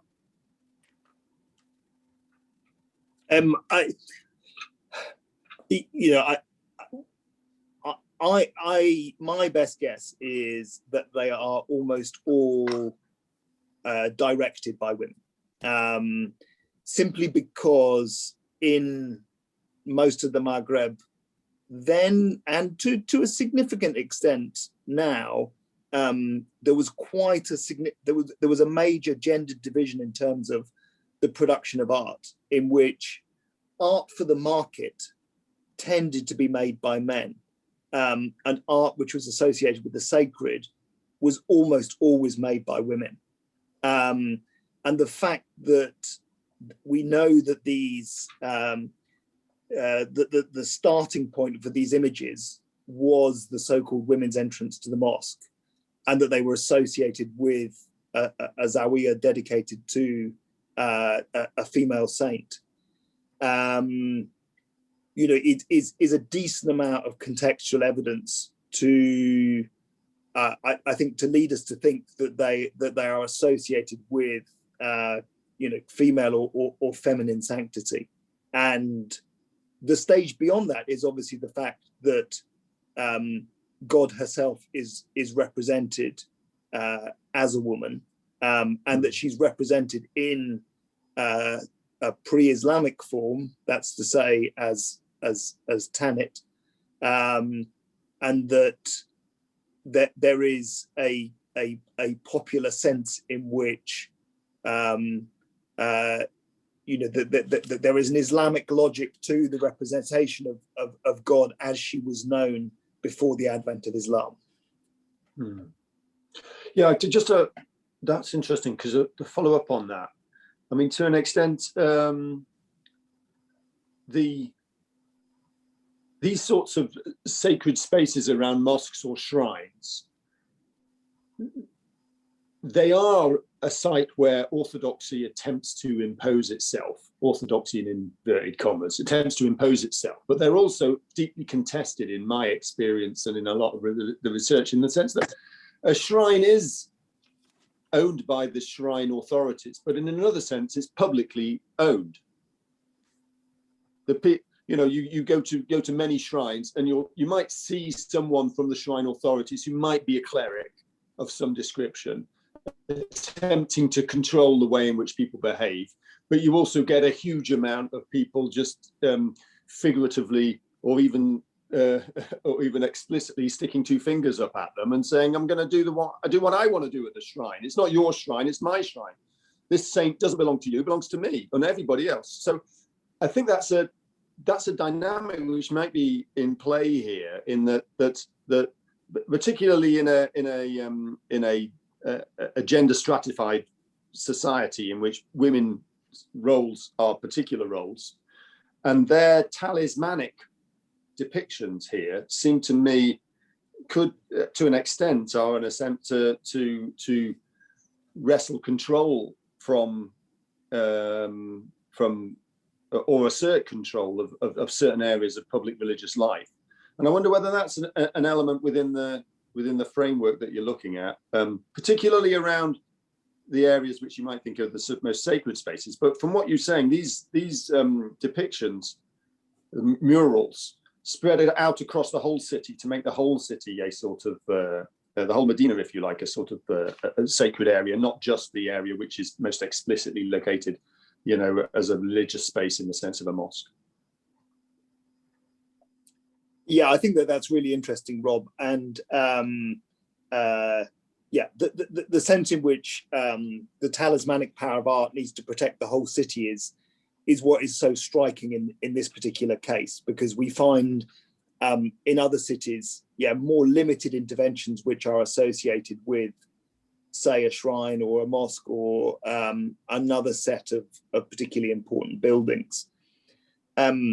The part of the question which I think is harder to answer and to think through is this this question as to whether there is any form of contestation taking place at the time at which these things are painted, and that women in any sense may have been playing a role in which they were asserting a certain kind of presence in public space. My own sense is that that's probably not the case. That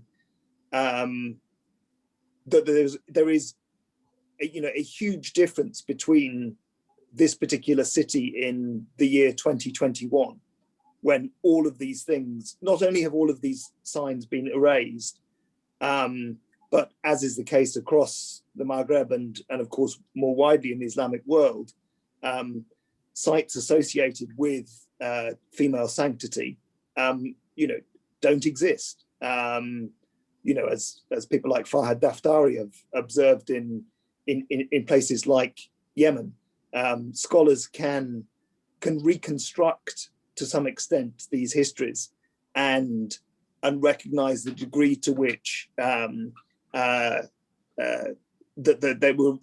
they were kind of lived in an utterly normative way at particular moments.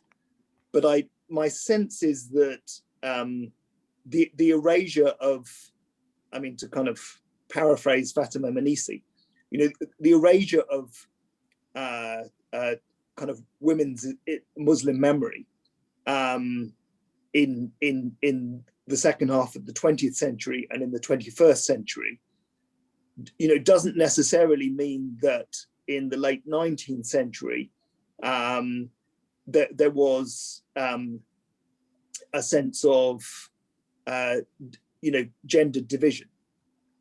I very much suspect that there wasn't, but it's hard to prove that. Emily, you have a question? Yeah, I'm sorry, Ian. I'll keep it short. I think I might have jumped in line. So sometimes you refer to these as paintings and other times as words of a language. And I'm just wondering to what extent they could be considered names of God, visual poetry, and so analyzed kind of in terms that Mohammed and I were sort of using when we were talking about criticism of language and use of language to refer accurately to reality and that sort of thing. I have to say that there's a considerable amount of guesswork involved in the interpretation of many of these images, and I feel like I need help. But I would say that in general, God is depicted in pictorial form, but not in linguistic form. And I think that that's partly also because, where signs from languages are used, it's not Arabic which is used, it's Tifinagh. But again, just as, God can be depicted as she was depicted before the coming of Islam, so it's also the case that Tifinagh can be imagined as a sacred script of Islam. So when, for example, the signs of linguistic signs are painted around the minaret of the Great Mosque, and what the artists have done is they don't include the whole of the letter. They include half of the symbol. And in other words, the other half of the letter is submerged within the mosque itself. And I'm pretty sure that this is a kind of analogic remark which connects with Islamic ideas to do with the quality of language in the Quran, and the idea that that there are submerged scripts which are yet to come into the world. And I think it is very significant that, as I say, although there are lots of signs of language, they are not in Arabic. Thank you, that's interesting. Could I just come in for a moment, Sir Jed? Please go ahead. Is it possible, William, that these are principally magical signs, magical letters? And if so, you mentioned earlier that the painting or the drawing above the women in one of your first slides was apotropaic. Is there anywhere else in the Islamic world or elsewhere that you know of where words representing God or symbols representing God are used to protect a city, for example? Well, I think, yeah, the short answer is yes, Ian. And thank you for the question. And I suppose the lines of connection here are much more between North and West Africa.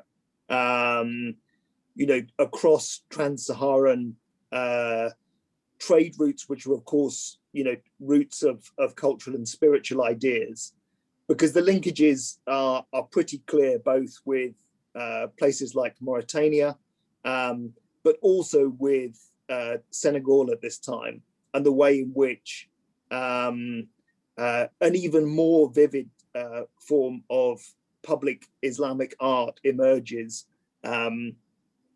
as a form of popular defense of culture and religion in the face of European empire.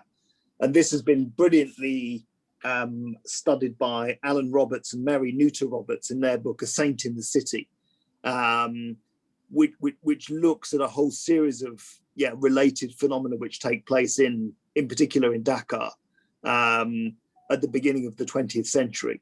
And there's absolutely no doubt that the so-called magical and the religious are essentially a single body of practice. But the only caution that I would make is simply to say that we need to be really, really careful in these kinds of discussions that we don't allow others to find conclusions, to make conclusions which allege that the magical is somehow, un-Islamic or unnormative. Because I think that, the predominant motive is classically religious. It's just that I think it's easy for others, especially in the contemporary world, to look at some of these things and to say, that this in some way contravenes inherent principles within Islamic culture. Thank you very much. Thank you, Ian. Thank you, William. I think we need to move on now. And we're staying in the modern world, but moving across a bit. So it's a pleasure to introduce Keiko Sakurai from Waseda University, who will be presenting on teaching Iranian history, the style of narrative and messages. Okay, thank you very much. I'd like to share one sheet of paper. Did you receive it? Oh, yes. sorry, I haven't. Just a taper of my paper. Can you see a table of content?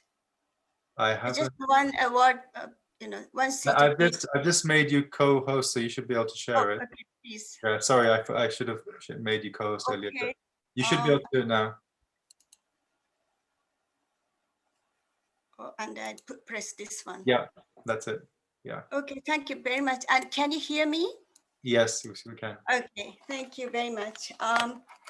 Thank you for having me. My paper deviates greatly from previous historical presentations. As I'm not a historian, I will analyze teaching history instead of history itself. The title of my paper is Teaching Iranian History, the Style of Narrative and Messages. This is a table of contents. Here, the table of contents, and I will follow this order in my presentation here. So let me start from introduction. In 1963, Pahlavi government introduced a policy of exclusive use of state-designated textbooks at all school levels, both in public and private sectors. Since then, every student receiving Iran's compulsory education has studied the one single story of their national history. Though the history described in the textbook was continuously revised, the underlying policy of using them to teach the official history has remained unchanged since 1963. For this reason, the textbooks have served as a tools of the state media, which disseminates the official ideology. Existing studies on Iranian history textbooks have analyzed how and what sort of national history or collective memory of the nation has been constructed and how they have changed or remained the same from the Pahlavi dynasty up to the existing Islamic Republic of Iran. Based on the idea that nation is constructed and imagined, the formation of national identities was analyzed as the process of defining us while excluding others. The issue is who defined the attribute of us in order to construct nation and what attributes have been given to nation. In contrast to the existing studies, this paper attempts to disclose dominant and repeated patterns of historical descriptions from the ancient to the present, rather than analyzing the choices of the historical events and the way each one has been evaluated or depicted to construct the national history. The reason for adopting this method is based on the assumption that it would shape the student fundamental modes of their thinking regarding how the history of Iran has been shaped or how it should be. This fundamental mode of thinking may have endured even if students have forgotten the historical details. And so these are the photos of textbook I'm going to use today. This study focuses on the history section of the social studies textbooks of the 7th to 9th grade lower secondary school, which were published in 2017 academic year. Iran's compulsory education system was changed from 5-3 to 6-3 system in 2013. Under the 5-3 system, under the previous system, one of the sections of the 4th and 5th grade social studies was dedicated to history. Then history was taught as an independent subject in the 3-year junior high school. However, under the present or the new system, the chronological presentation of Iran's history is only instructed to 7th, 8th, and 9th grade students as one of the 3 sections of social studies, which include civics and geography. So these textbooks include not only history, but geography and civics. But I'm going to exclude the civics and geographical parts. Under the new system, the historical information is only provided when students studied Iran's culture, society, and geography in primary level. This resulted in the dramatic reduction of the amount of historical information taught in compulsory education. Based on this fact, this paper analyzed the history in the social studies textbooks of the 7th, 8th, 9th grade of lower secondary schools. So here. Now I'd like to move on to the number 3, the method of analysis. To analyze the text, I selected all the text that narrates events that had a negative or positive impact on Iran, Iranians, or even Shiites. The sentences which only provides general information that do not include any specific evaluation were excluded from the analysis. The chosen sentences were classified into categories based on the commonalities of their subject matters to find out dominant patterns of explaining the historical dynamism. Such an analysis presented 3 observations. First, various past events can be reduced to only 3 major repeated subject matter, only 3, namely a struggle against oppressors and the established, the fight for national integration and independence, and the greatness of Iranians. Second, the dominant patterns of historical description is the contrast between positive and negative situations and the struggle against the latter. Finally, throughout the history, Iran's contribution to science, culture, and religion are introduced as a proof of the greatness of Iranians. Now I will move to the analysis of the descriptions in the textbook. So here, chapter 4. The first repeated subject matter is struggle against oppressors. This subject matter can be further divided into 4 subcategories. So 4 subcategories here. These are the 4 subcategories. The first one is good this one, the good versus oppressive rulers. Except for a few good ones, most of the rulers introduced in the textbooks are oppressive, unfortunately oppressive. The textbooks teach that the quality of the rulers have a decisive impact on people's lives. The textbook cited the rulers of the Media Diocles, the king of Achaemenid Empire, the Silers, and the founder of Zan dynasty, Karim Khan, as examples of good rulers. The trait of good rulers are good behavior, just, wise, soft, gentle, kind, a good ruler. And a good ruler can maintain stability through peaceful means. In contrast to the scarcity of the good rulers, the textbooks are abundant with tyrants who ruled Iran from ancient time until the end of Pahlavi dynasty. And terms such as oppression and tyranny are frequently used in the textbook. For example, the textbook explained that, quote, people accepted Islam because of the class system, injustice, and social discrimination, and heavy taxes under the rule of the Sassanid. Another example is, quote, the Sultan of Seljuk dynasty ruled tyrannically and punished their opponents severely. Quote, the Safavid kings ruled the country with tyranny, and all the state officers and armies subordinated to the Shah's command. The list of oppressive rulers continues. So if I introduce all of them, it will take another 2 hours. In short, the textbooks teach students that majority of the historical monarchies who ruled Iran were dictatorial, oppressive, exploitative, discriminative, corrupt, luxury, unjust, and un-Islamic.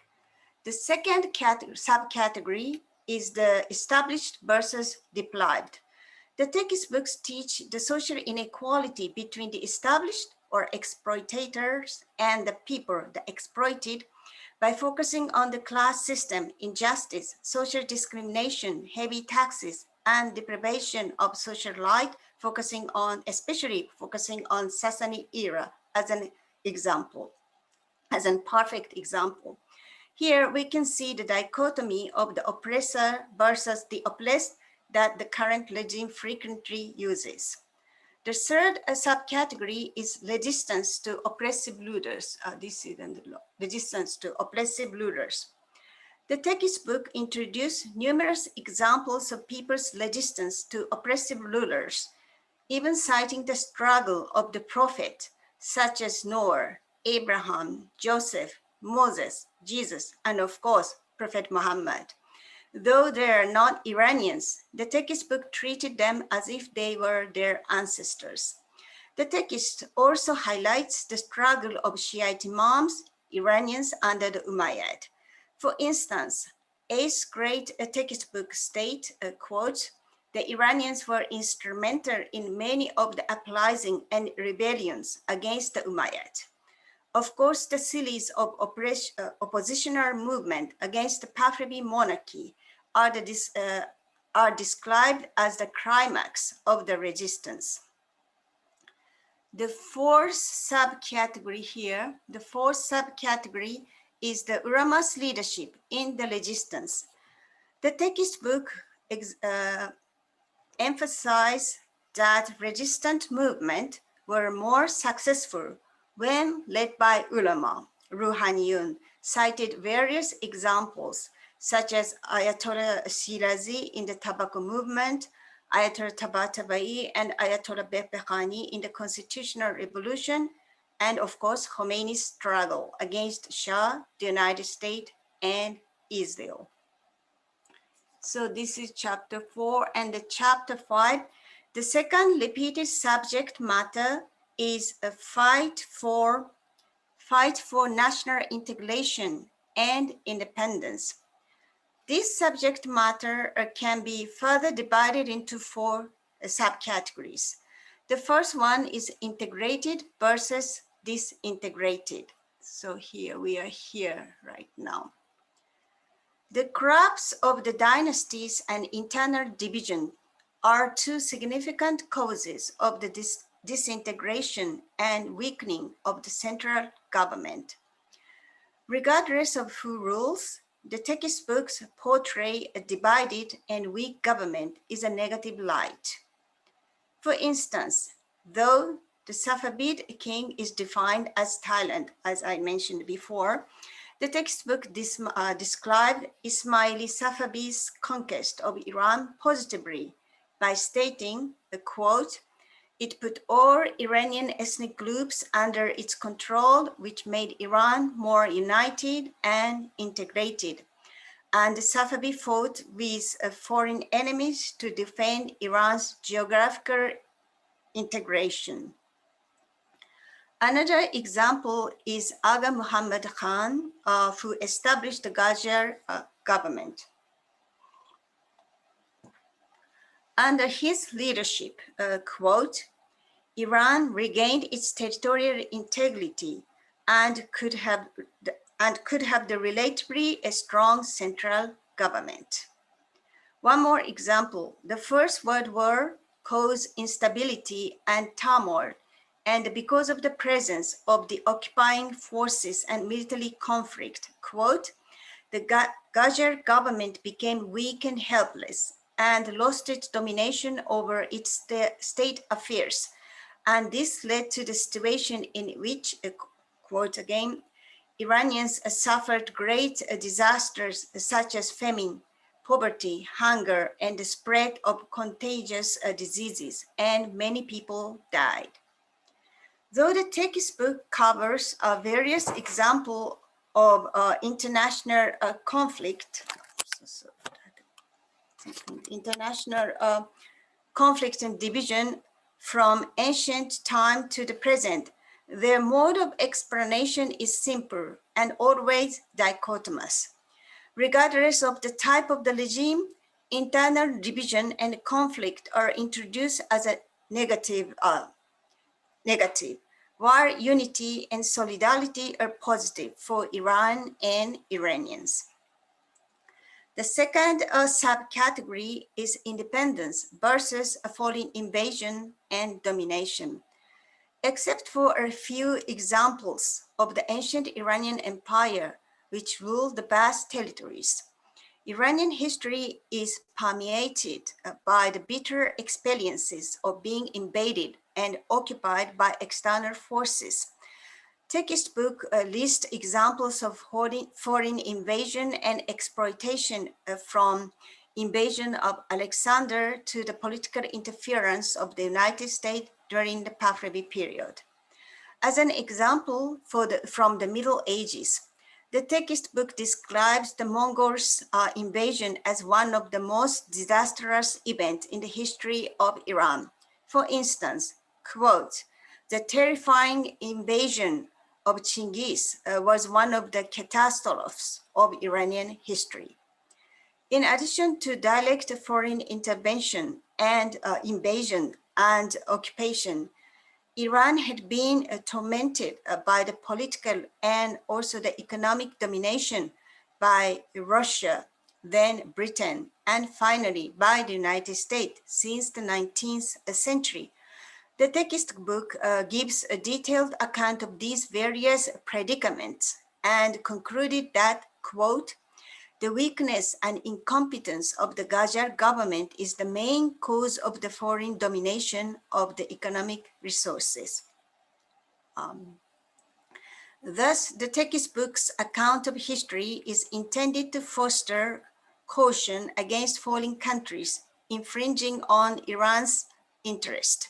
The detailed descriptions of the negative consequences of foreign occupation, foreign intervention, foreign economic domination, and the rulers' dependency of foreign countries are all used to teach students the significance of national unity and political independence. The third category is resistance to foreign invasion and liberation from foreign dominations. The land of Iran was always exposed to the invasion of enemies due to the geographic locations. For this reason, the government of ancient Iran created, equipped and robust military to defend Iran's borders. The four subcategories here is the ulama's leadership in fighting foreign enemies. The ulama's leadership on many occasions, such as tobacco movement, the 1919 Anglo-Iranian Agreement, and the nationalization of oil industry, and the 1963 White Revolution, are all described positively, and many of the ulama are mentioned by name. Ulama's leadership positively, I mean that ulama leadership against the regime, yes, were depicted positively, yeah. The third repeated subject matter is the greatness of Iranians. Here,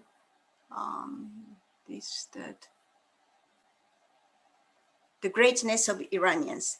In contrast to the political history, which is overwhelmed by the bitter experiences of being ruled by oppressive kings, foreign invasions and domination, the cultural history of Iran is full of glories and greatness, both in pre- and post-Islamic periods.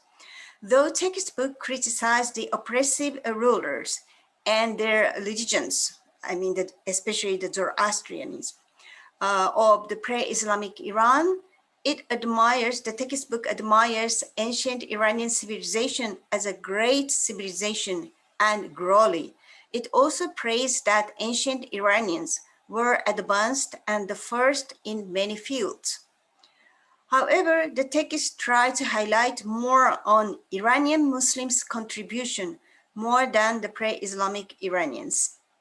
Quote, after Iranians became Muslims, they began working in various fields of political, scientific, culture, and economic affairs, and contributed to the progress and prosperity of Iranian Islamic culture and civilization. The textbook emphasized the contribution of Iranian Muslim thinkers. They always say Iranian Muslims, Iranian scientists, and Iranian Muslim scholars in the field of Islamic sciences. Commentary of the Quran, philosophy, history, geography, and even music. Now, let me move to the conclusion. Through the above analysis, I grasped the characteristics of the narrating styles and the message of the current Iranian school textbook. The historical narratives of the textbooks are reduced into three major subject matters, namely the struggle against oppressors and the established, fight for national integration and independence, the greatness of Iranians. The first and the second subject matters can be divided into subcategories, which are dominated by dichotomous explanation, such as good versus oppressive rulers, the established versus deprived, integrated versus disintegrated, and independence versus foreign invasion, occupation, and domination. Complex, diverse, and rich historical facts were evaluated through the lens of the current regime, dominated by the good and evil dualistic worldview, and reduced into a single story of struggle and resistance against the domestic and foreign oppressors and exploiters. It is always the Shia, Iranians, and the ulama who are on the front lines of struggle. An overwhelming amount of stories regarding the oppressive and exploitative rulers, as well as foreign and domestic enemies, teach the student that Iranians are doomed to keep fighting against their enemies. Iranians were destined to confront oppression and exploitation, stand up against unjust, un-Islamic rulers, resist foreign intervention and domination, from ancient time till the present. Even though some rulers protected the country from foreign invasion, liberated occupied territory, and brought temporary peace, and actually most of these people are oppressive rulers. The people were repeatedly ruled by the dictators and have never enjoyed enduring peace, even after the Islamic Revolution. The chronological transformation has been sorely explained based on the rise and fall of dynasties. The socio-cultural aspects of history were introduced only when they were seen as achievement and proof of greatness and advanced. However, contributions from those who are seen as an enemy or as insignificant from the present regime are ignored, including women. In short, from the ancient time to the present day, the textbooks overwhelmingly depend on the dualistic explanations to teach the importance of resistance and fighting against the internal and external enemies, which is the fundamental mission of the present regime, the Islamic Republic of Iran. Thank you for your attention. Thank you, Keiko. So yes, we're open for any questions. Okay, we've got 2 hands up already. So let's start with Rio and then we go to Emmy. Thank you for interesting presentation. My question is about the Shiiteness of Iranian people. From the model of fight against oppressors, you mentioned that Iranians and the Shi'i imams, both of them fought against the Umayyad caliphs. But so it seems that the textbooks consider Iranians as Shi'is from the beginning. But at the same time, the textbooks mention that Shah Ismail introduced the official Shiism in Iran. So, how do they explain this the acceptance of Shiism? Thank you very much. Thank you very much for your questions. Yeah, that it's the Iranian school textbooks. The content of the Iranian school textbook is very tricky. So all the stories were written from the present lens, the present viewpoint.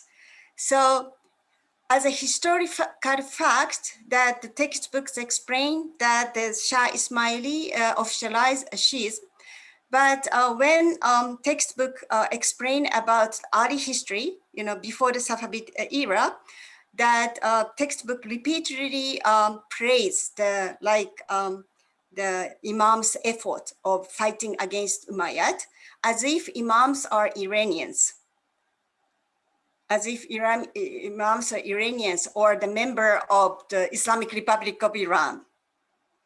So the way so it's very selective, and so as I mentioned in the beginning, I'm not going to judge the content of based on the accuracy of the way they presented, the historical events.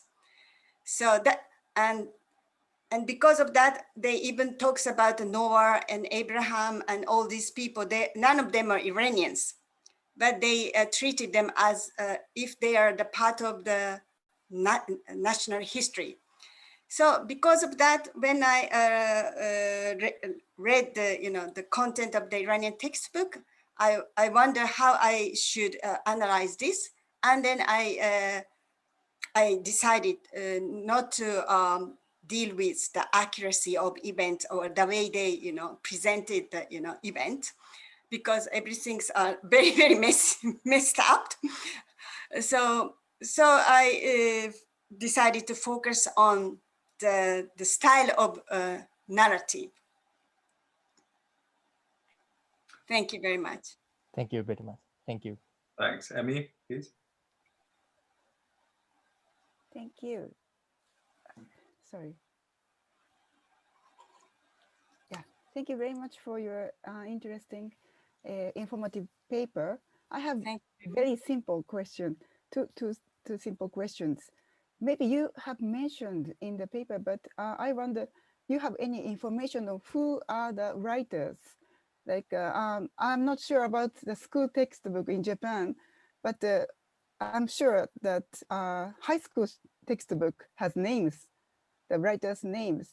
And I was wondering if you know who are the writers, like scholars or I don't know. And the second question is about censorship. Is there any like censorship that they have to go through? Thank you. Okay, thank you very much. That, as I mentioned in the beginning, that both in public and private schools, since 1963, only one state designated text, except the state designated textbook, the teacher should not use in the classroom. So the censorship has been implemented since 1963, and that the content is not written, hasn't been written by single authors. And in the Ministry of Education, there is a section which is called the school textbook sections. They formed the group of the scholars, but all the scholars were picked up by the regime. So all of them are of course, the supporter of the regime. So they take into account the state intention and state the wishes, and based on that they wrote the content, and they check the content, and also that before they publish it, because all the school textbooks has been published by the Ministry of Educations. I wondered the age of the authors, like are they experiences like a revolution, or they are young? Maybe it's hard to know, but yeah, that's I know some of them, but before the new version was published, I met some of them, but the new version, I have no idea. But I can sense, because I have a lot of friends who are working in these divisions. Of course, that younger generations were, some younger scholars were, I think, joining the group. But in the beginning, right after the liberation, it was the Haddad Adel who controlled the entire content of the textbook. But now he was replaced, by the younger scholars. Thank you very much. But as you know, that Haddad Adel is a very, conservative, strong supporter of the regime. All right, thank you. Keiko, we have 2 questions in the chat. Oh, really? Yeah, so Mehrdad has this question, I guess, which is kind of an obvious one, which is that, the whole point of a historical textbook is to present some sort of national bias, whether it's in Iran, anywhere else. So can I open the chat? Yeah, I mean, let me just read the question as he has it. Although I concur with your assumption that Iran's post-revolutionary authorities who wrote the school textbooks were somehow biased, I'm wondering if you believe that school history books in Japan or the UK are not written based on national or political biases. As they say, history has always been written by the winners. Yes. Yeah, I mean, of course, that all those school textbooks has a clear, the functions to unite the people under the one single stories. Of course, that some country allows some sort of variations. So that Iran is very, very strict, but even in Japan, that there are a lot of censors. I mean, also, I think the interesting question which then arises is what do people want out of such a text, right? Because, for example, even in Britain, there's been a lot of debate recently about, is there a certain curriculum that should be covered, should not be covered? How should, for example, the empire be discussed? Should it be discussed critically? Should it be discussed as a glorious past and so forth? So there's lots of, I think, really interesting questions which arise. Similar thing happening in India. I mean, there have been massive debates about the history textbooks in India in the last 10, 15 years because of the kind of political rewriting of history that's been going on with the government. So I guess this happens in lots of different cases as well. Yes, yes. Since the time of the revolutions, that the content of the Iranian school textbook, including history, has repeatedly revised. So the first version, which was written by Haddad Adel and his groups, were extremely anti-nationalism and anti any sort of pre-Islamic, the histories. So, but the current textbook is less anti-pre-Islamic, history. It became more selective. They describe like, pre-Islamic, the Achaemenid and Sassanid kings, Thailand and the typical oppressors, but the textbook also evaluated their contribution of the Iranian greatness and advancement and the scientific or the culture advancement. So they always, they change like almost every 5 years or 6 years. It depends on the social situations. But I collected all the school textbooks from the beginning of the revolution, and I see more than 6 or 7 times revisions. Okay, thank you. We are over time, but I was just wondering if you want to quickly take Nozomi Shiratani's question. I mean, she obviously is next speaker anyway. But is there any change in the topics or the narratives of the textbooks published in 2017-18 in comparison to the ones before? I guess, yes, there must have been there, yeah. Yes, I think the major change is the reduction of the volume. They made this history very, very compact. Oh. Yes, I think that major revisions. Yes, it used to have a huge information, too many information to remember, but now it became very compact. But because it became very compact, like a message became more clear. I think, fight against oppressors. That might also have a pedagogical reason, given that it's for 7th to 8th to 9th grades, as you say. So that's, not, sort of relatively young teenagers. Yeah. Yeah, that's right. But the Iranian, the previous textbook had even more information, even for the primary school student. But there has been a lot of criticism against the system of examinations. So, because if they give too many information, the students were forced to remember every details just to prepare for the examinations.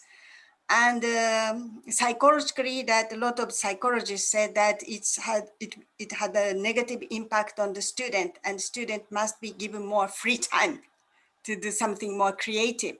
That is why, the amount of the information has been reduced.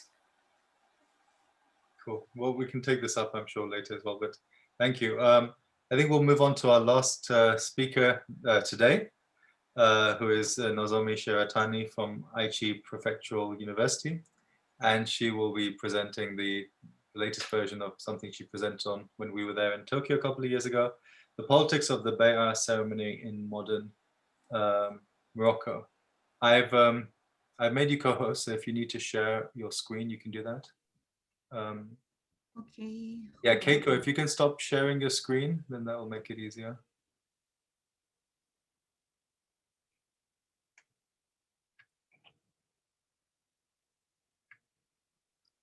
Yeah, okay, you should be able to share it now. Yeah. Cool.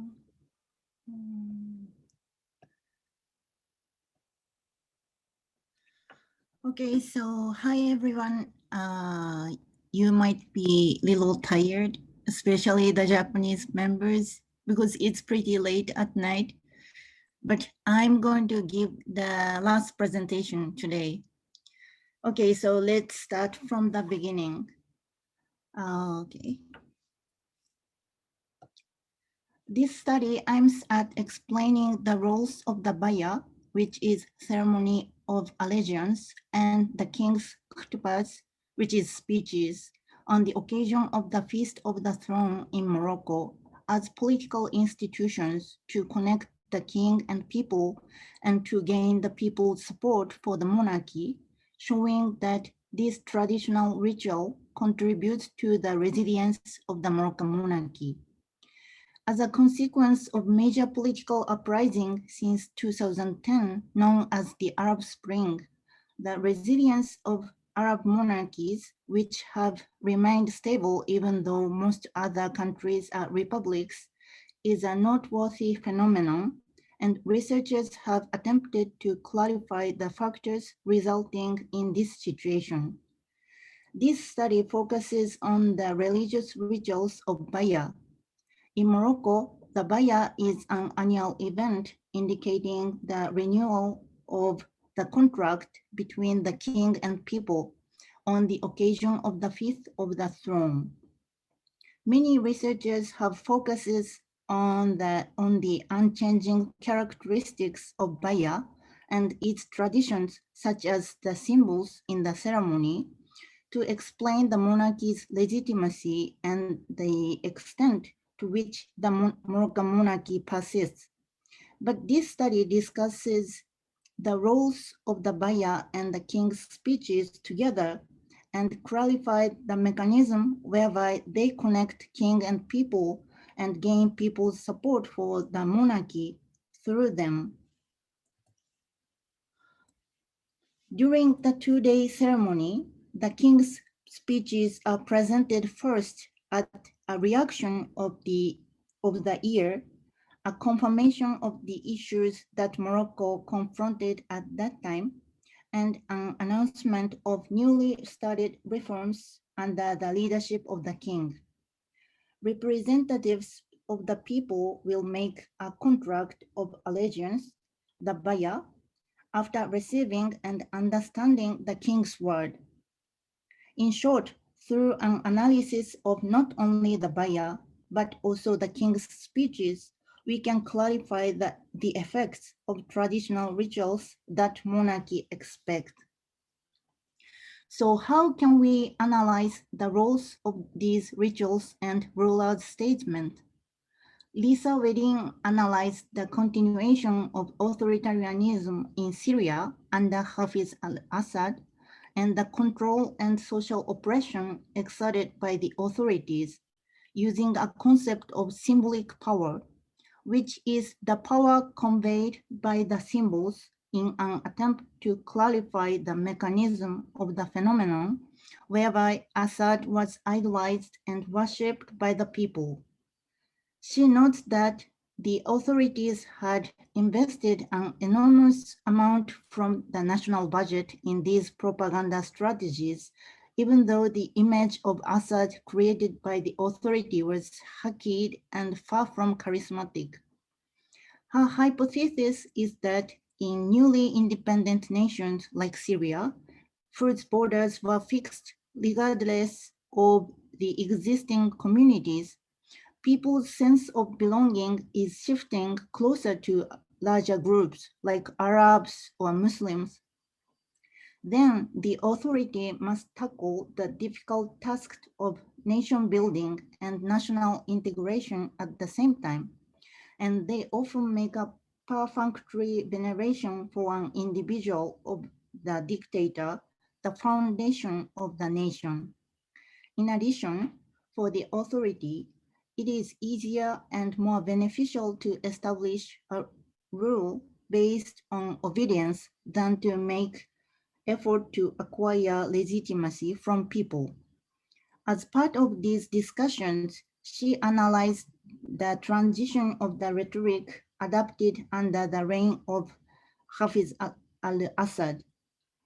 The unconditional obedience that the Syrian authority demanded of the people involved the complete renunciation of their ego on the assumption that they pretend to admire the president, and so fully denying their individuality and dignity, they will be politically powerless, and it is an important element in maintaining autocracy.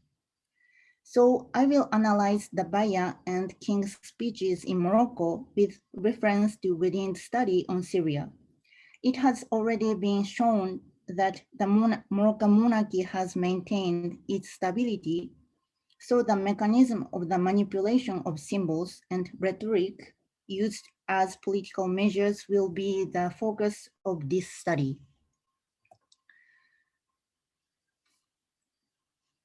Morocco was officially recognized as an independent state in 1956, but the first Moroccan constitution was finally promulgated in 1962, created by the King Hassan II with the support of a small advisory group of ulamas, using the king's legal power to command through the Hirs. In this constitution, modern institutions were included, yet traditional political institutions based on Islam, like the privileges of sharifs, were also incorporated. One of the aims of this constitution was to center all political powers in the king, and to construct a foundation of the country while allowing him to keep an eye on opposition groups. The 1962 constitution stated that Morocco is a democratic and social country, and that sovereignty rests with the people. At the same time, the document instituted hereditary monarchy and specified that the nature of the state could not be subject to constitutional revision. The king was acknowledged as Amir al-Mu'minin, commander of the faithful, while his person was declared sacred and inviolable.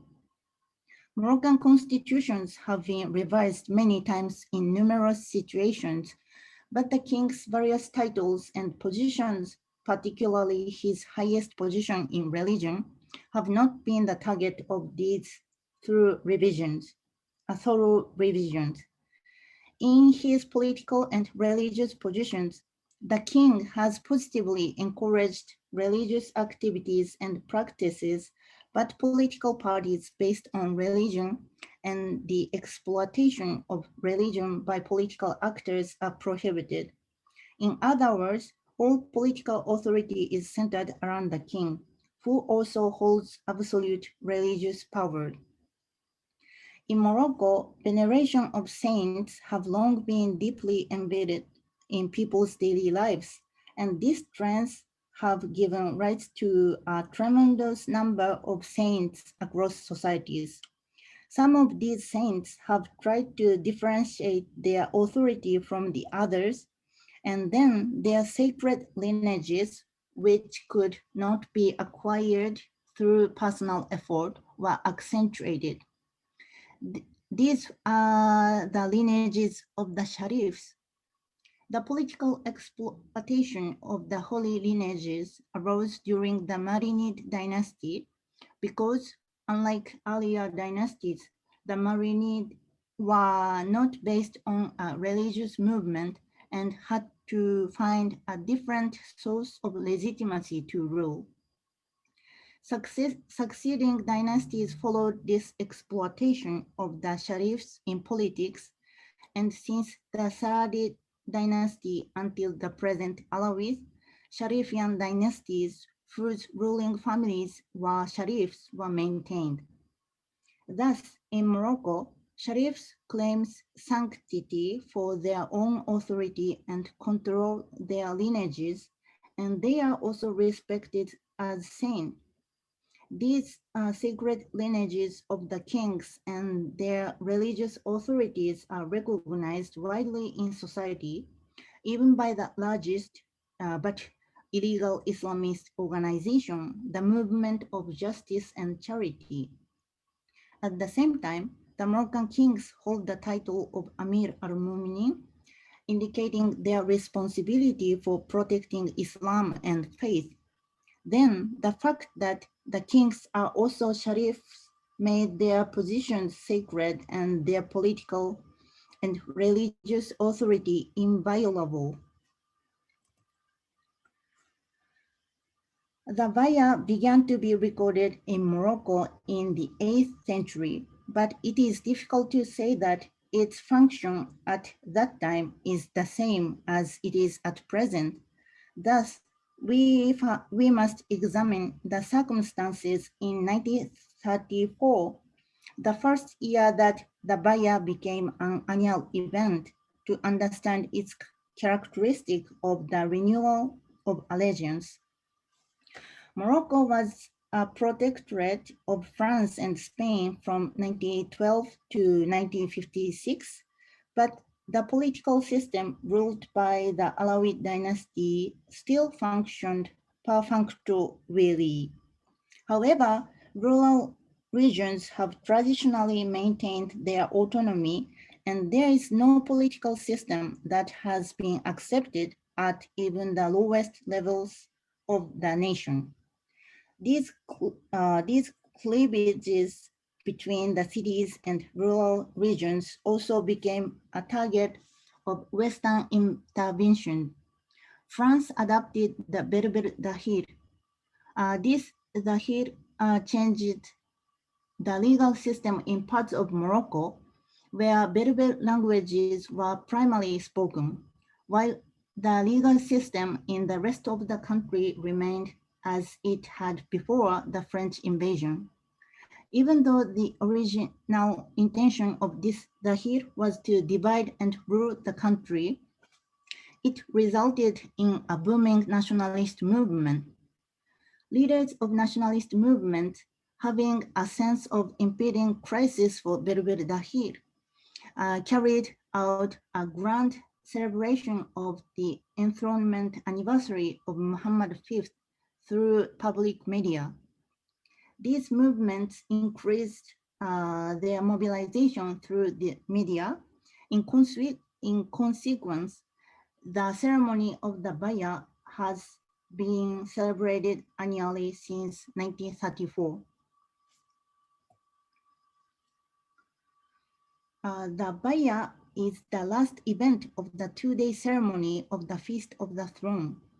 The date of the ceremony depends on the king's coronation.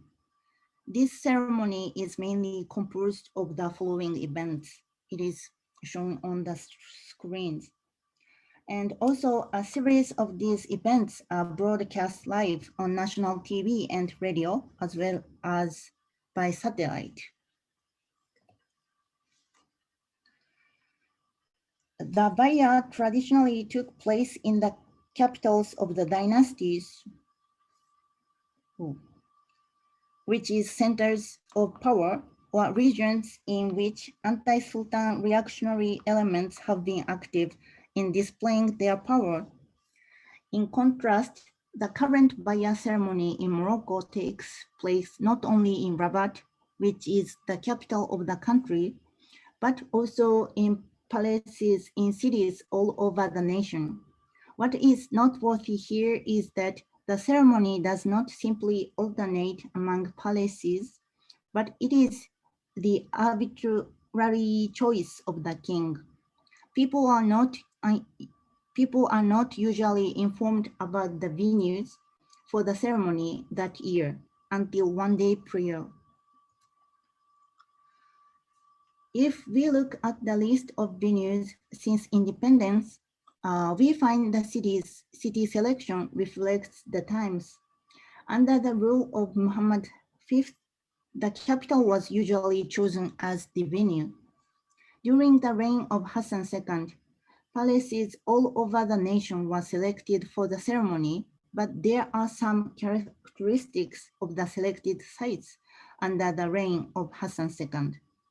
First, as represented by the cities of Marrakesh and Fez, Symbolic cities of Moroccan history, historical dynasties were preferred for venues. Second, he had a strong interest in the southern region. The latter point reflects the territorial conflict with Western Sahara at that time. In fact, in the year following Mauritania's abandonment of its possession of Western Sahara, the Baya ceremony took place in Dakhla, the first time it was held in the region of Western Sahara in Moroccan history. Since Muhammad VI ascended to the throne in 1999, the venue characteristics have changed dramatically. Other than the capital, he has only chosen Tétouan, a city in northern Morocco. Northern Morocco is a region that Hassan II had arbitrarily ignored because of its history of opposition during Spanish rule and his strong interest in the south. Therefore, the present king's attitude toward the northern region could be understood as an attempt to pay greater attention to the historically ignored region and to co-opt the people's political support. Okay, then in this section, I will focus on the king's speeches as they convey the conditions and concerns facing the regime at the time. The topics of the speeches vary each year, and 5 to 7 topics are typically included in each speech. Successive kings have insisted in their speeches that the Baya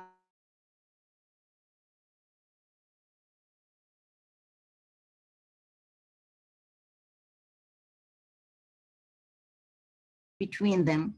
At the same time, they have also emphasized that this contract represents the eternal and inviolable connection and coexistence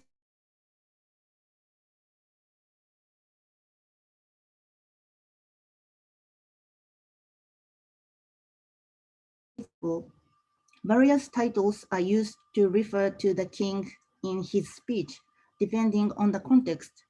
For example, the titles Guardian of the Faith and Guardian of Muslim Community are commonly used when the identity of the Moroccan people, the importance of the Maliki tradition, and the understanding of true Islam are discussed. In contrast, when the king described the socio-economic reforms that he is pursuing, he stated his title as the first servant of the people and the king of all Moroccans. These titles promote the image of the king as a person who always considers his people his most important priorities. From the list of the subject of the king's speeches since independence, we have seen various selected topics. In the first few years after independence, the monarchy itself as a political institution and Islam were discussed in the speeches. From the beginning of the 1970s until 90s, the Western Sahara issue was the focus. This can be explained by the unstable political situation, clearly shown by the attempted coups at that time, and the last king tried to divert people's attention from this political instability through territorial arguments. From the 1980s to the beginning of the 1990s, topics about the history of the Moroccan monarchy and its religious legitimacy were often chosen. At the same time, as part of the political liberalization of the 1990s, the last king preferred to discuss political reforms, democracy, elections, and constitutional amendments. After King Mohammed VI's accession to the throne, a trend in the main subjects, including a focus on socio-economic problems and development. Immediately after the Arab Spring, implementation of the elections and constitutional amendments were announced in the king's speeches on the occasion of the Feast of the Throne.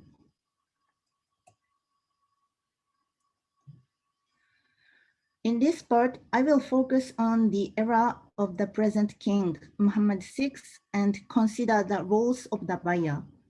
As discussed above, he is strongly concerned with northern regions, which is traditionally understood as regions of rebellion or treason against the authority of the Sultan. During the period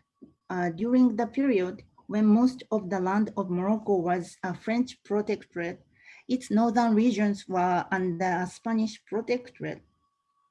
Tribes who lived there, mainly speaking a Berber language, rebelled in 1921 in the Rif War, demanding self-government, and they established the Rif Kingdom, which was independent not only from the control of Spain, but also from the authority of the Sultan for 5 years.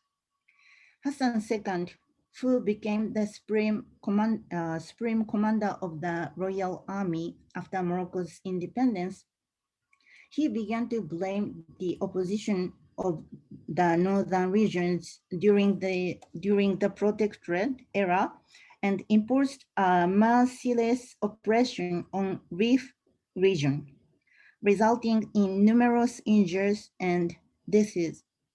It was said that no further visit to northern region were made by Hassan II. Muhammad VI succeeded his father in 1999 and chose the northern region and the Orient for his first official visit. From the topics of the king's speeches, it is clear that King Muhammad VI regards solving the gap between cities and rural areas and regional development, especially in the northern regions, as the most important issues and has energetically implemented respective reforms. The growth of the northern region in recent years has been remarkable. Muhammad VI has devoted great effort, especially to the improvement of transportation networks.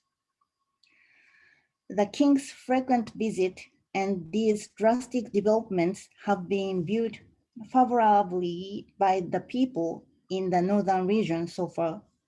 King Muhammad VI added a new pages to the history of the relationship between the king and these people, which had been regarded as discordant or indifferent, and succeeded in receiving high esteem and a good impression in the region. To choose these regions as the venue of Baya ceremony gives northern people an image of the present king as taking care of these regions, unlike the last king, and a sense of security through the favor of the king. Furthermore, holding the Baya ceremony means that people living in these regions are afforded the opportunity to see the king directly with their own eyes. Moreover, the structure of the Baya, which involves thousands of representatives of each region and political organization visiting and pledging allegiance to the king, served to lead the people to reaffirm their feeling of national identity.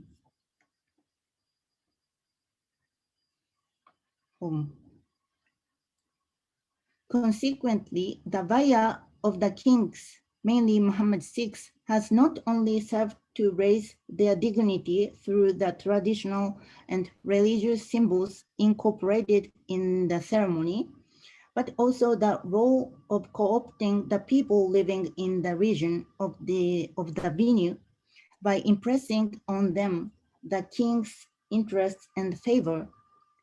As a matter of fact, during the Arab Spring in 2011, even though people in northern region took to the street in protest, they demanded changes within the framework of the monarchy, which was the same as the demands of protest that arose in other cities.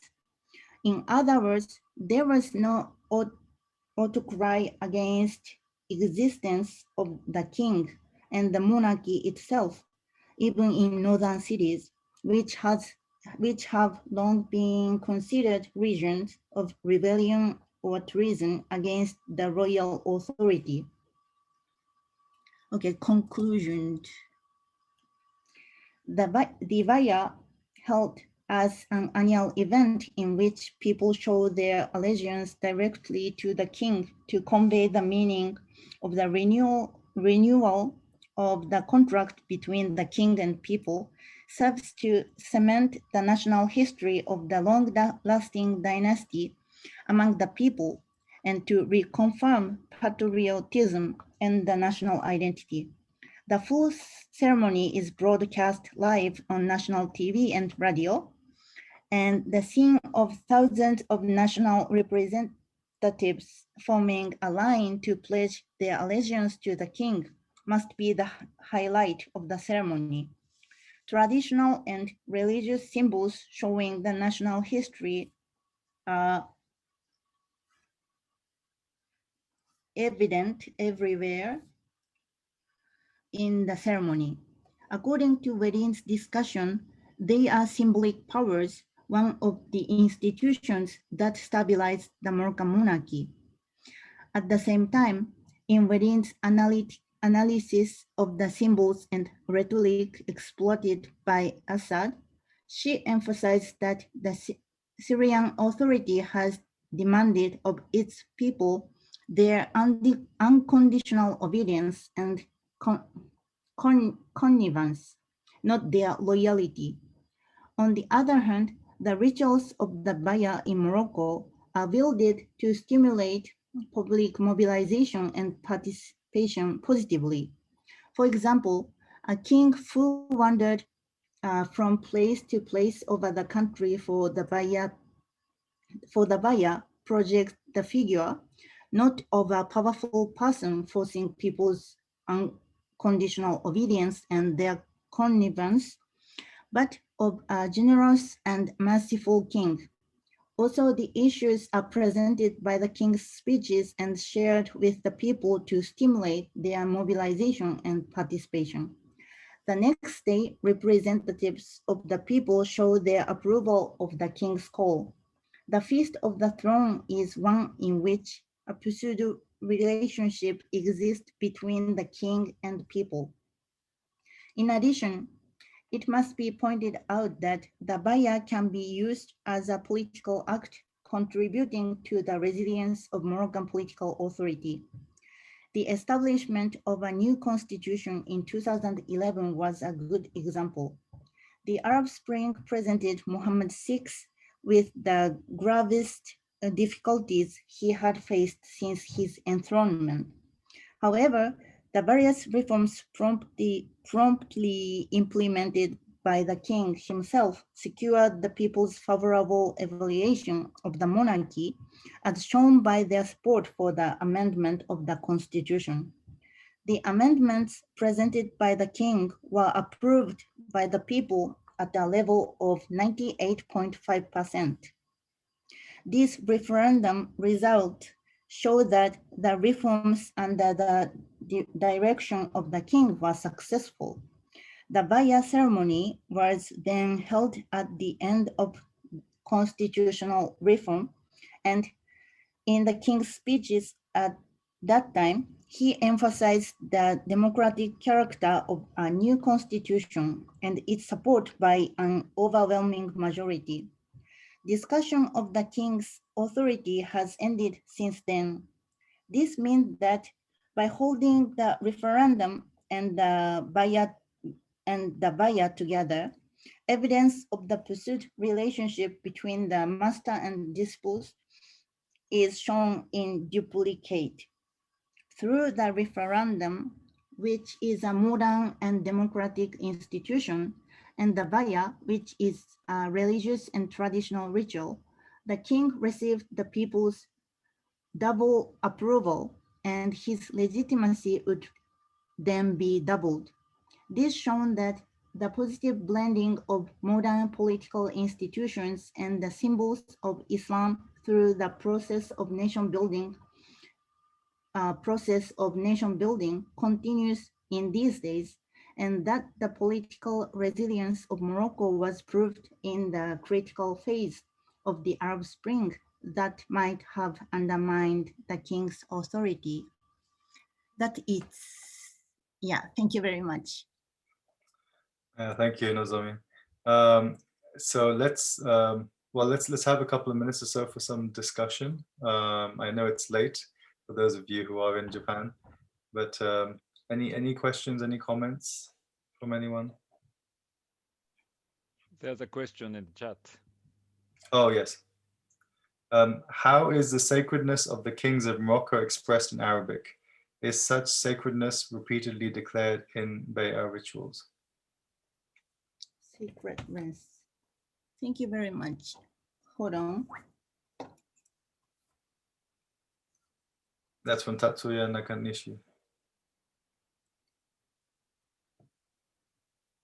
Can I just, hold on, can I just finish my, oh.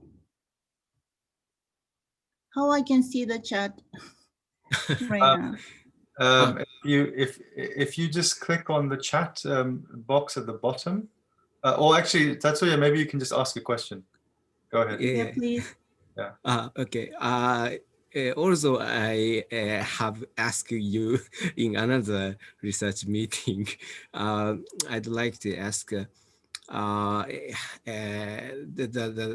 to say, the sacredness of the by what Arabic words, the sacredness of the kings of Morocco has been expressed? So, okay, yeah, I received the same question 2 months ago in another meeting, and I haven't checked yet because I used another research, how to say, the previous researches, so I have to check by myself. Okay. And I will answer your question later. And another question, for example, in Baya ceremonies, people, for example, declare the sacredness of kings or confirm such sacredness. How to say? I imagine that in ceremonies, people declare the sacredness or something. Is there no such you know, in rituals? Is there such opportunity for? You mean apart from the Baya ceremony, in other ceremonies? Baya ceremony, yeah, Baya ceremony. In Baya ceremony, is there some opportunities for confirmation of the sacredness of kings? Sacredness. Let's see. So, like, so yeah. It's very difficult to answer this question. So, like one way might be, for example, is there an explicit use of the term Amir al-Mu'mineen? Because if the Baya requires them to say that they recognize this person as the Amir al-Mu'mineen, then arguably that is a conferral of sanctity. Yeah. Yeah. For example, that. The symbol of Amir al-Mu'mineen. Yeah, and symbol of sharifs with the green parcel or like that. Yeah, so people can feel the sacredness of kings through such items. Okay, I yeah, like understood. symbols. Yeah. Yeah. Thank you. Thank you so much. We have Keiko and then we have Kazuo. So Keiko, do you want to go ahead first? All right. Thank you for your presentation. That I just wanted to ask this. I got an impression that the Muhammad VI, intentionally or intentionally, he is trying to present himself as a friendly king, you know, very thoughtful to the people's, you know, the lives, rather than present himself as a sacred beings, you know, very, you know, inaccessible objective of like of worship or the charisma. So it's the presenting himself as a friendly king who is more closer to the people is this kind of things work sometimes, but it's also costly, you know, because if he presented himself too close to the people, then it became obvious that he is no longer the absolute king. He already became the, you know, constitutional king, and then he will eventually ended up with the symbolic monarchy, like Japanese emperor, right? So I just wanted to know that what is the reality, you know, of the King Muhammad VI in present Morocco? Okay, thank you for your question. I think there is a huge gap between the last king Hassan II, the image of the Hassan II, and the present king Muhammad VI. And you know, many Moroccan people said the last king Hassan II was kind of, how do you say, like untouchable and like charismatic, very charismatic. But if we compare with the last king, the present king is, you know, you said that like he is more friendly and close to the people, and that the huge gap between the between two kings is how I can say that is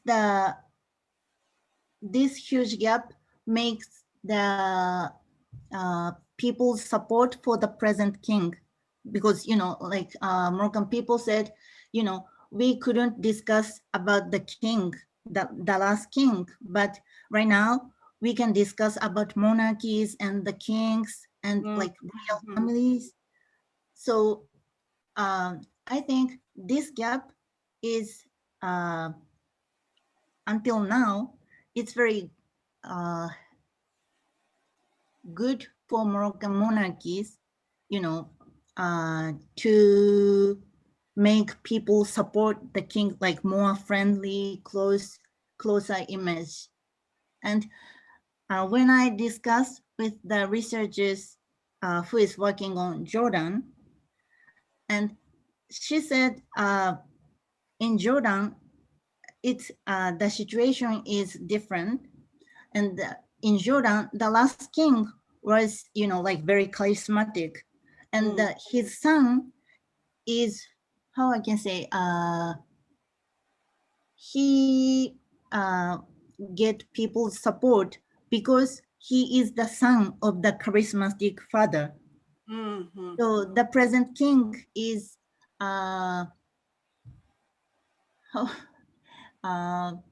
you know, yeah, he get people's support because of his father, the charismatic father. Did you understand what I said? In that, yeah, that he borrowed his father's charismatic. Yeah, right. So the situation in Morocco and Jordan is different. Yeah, less sacred than the previous, the king. So at the cost of the sacredness, becoming a friendly king is to some extent costly for the existence or persistence of the monarchy. I don't know. This is my impression. Yeah, Thank you very much. Yeah, what you Thank said. you very much. Thank you very much. Thank you. I think Kazu's put his hand down, maybe because we have gone over time. No. Well, if you allow me, I'd like to pose my Okay, sure, go ahead. Yeah. Yeah. Okay. I think this is no. Yeah. I just wanted to. Sorry, I want to. No. I just. Thank you very much, Nozomi, for your presentation. You started your talk by problematizing the resilience of monarchies in the MENA region, and then you focused on Morocco. The comparison you had was between Syrian case as discussed by Wedin, and the Moroccan case discussed by yourself. How much of your discussion of Morocco can be applied to other monarchies in the MENA region? Thank you for your questions. Like 2 years ago in my presentation, I talked a little bit about the previous researches of the comparison between monarchies, and some researches focusing on the roles of the royal families, mainly in Gulf countries, and all the members of the royal family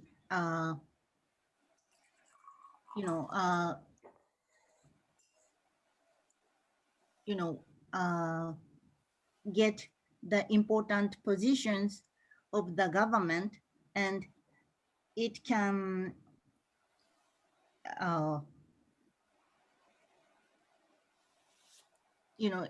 it's a dynastic monarchy theory. And other research said that like oil money is important to make people to support the monarchy, and this research is the target of this research is also the Gulf countries, and there are many comparisons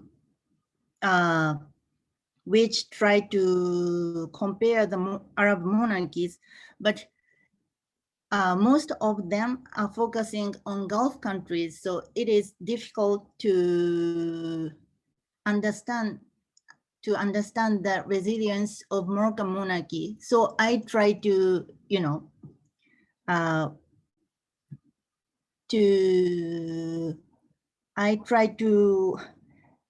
I can say, understand, like Moroccan,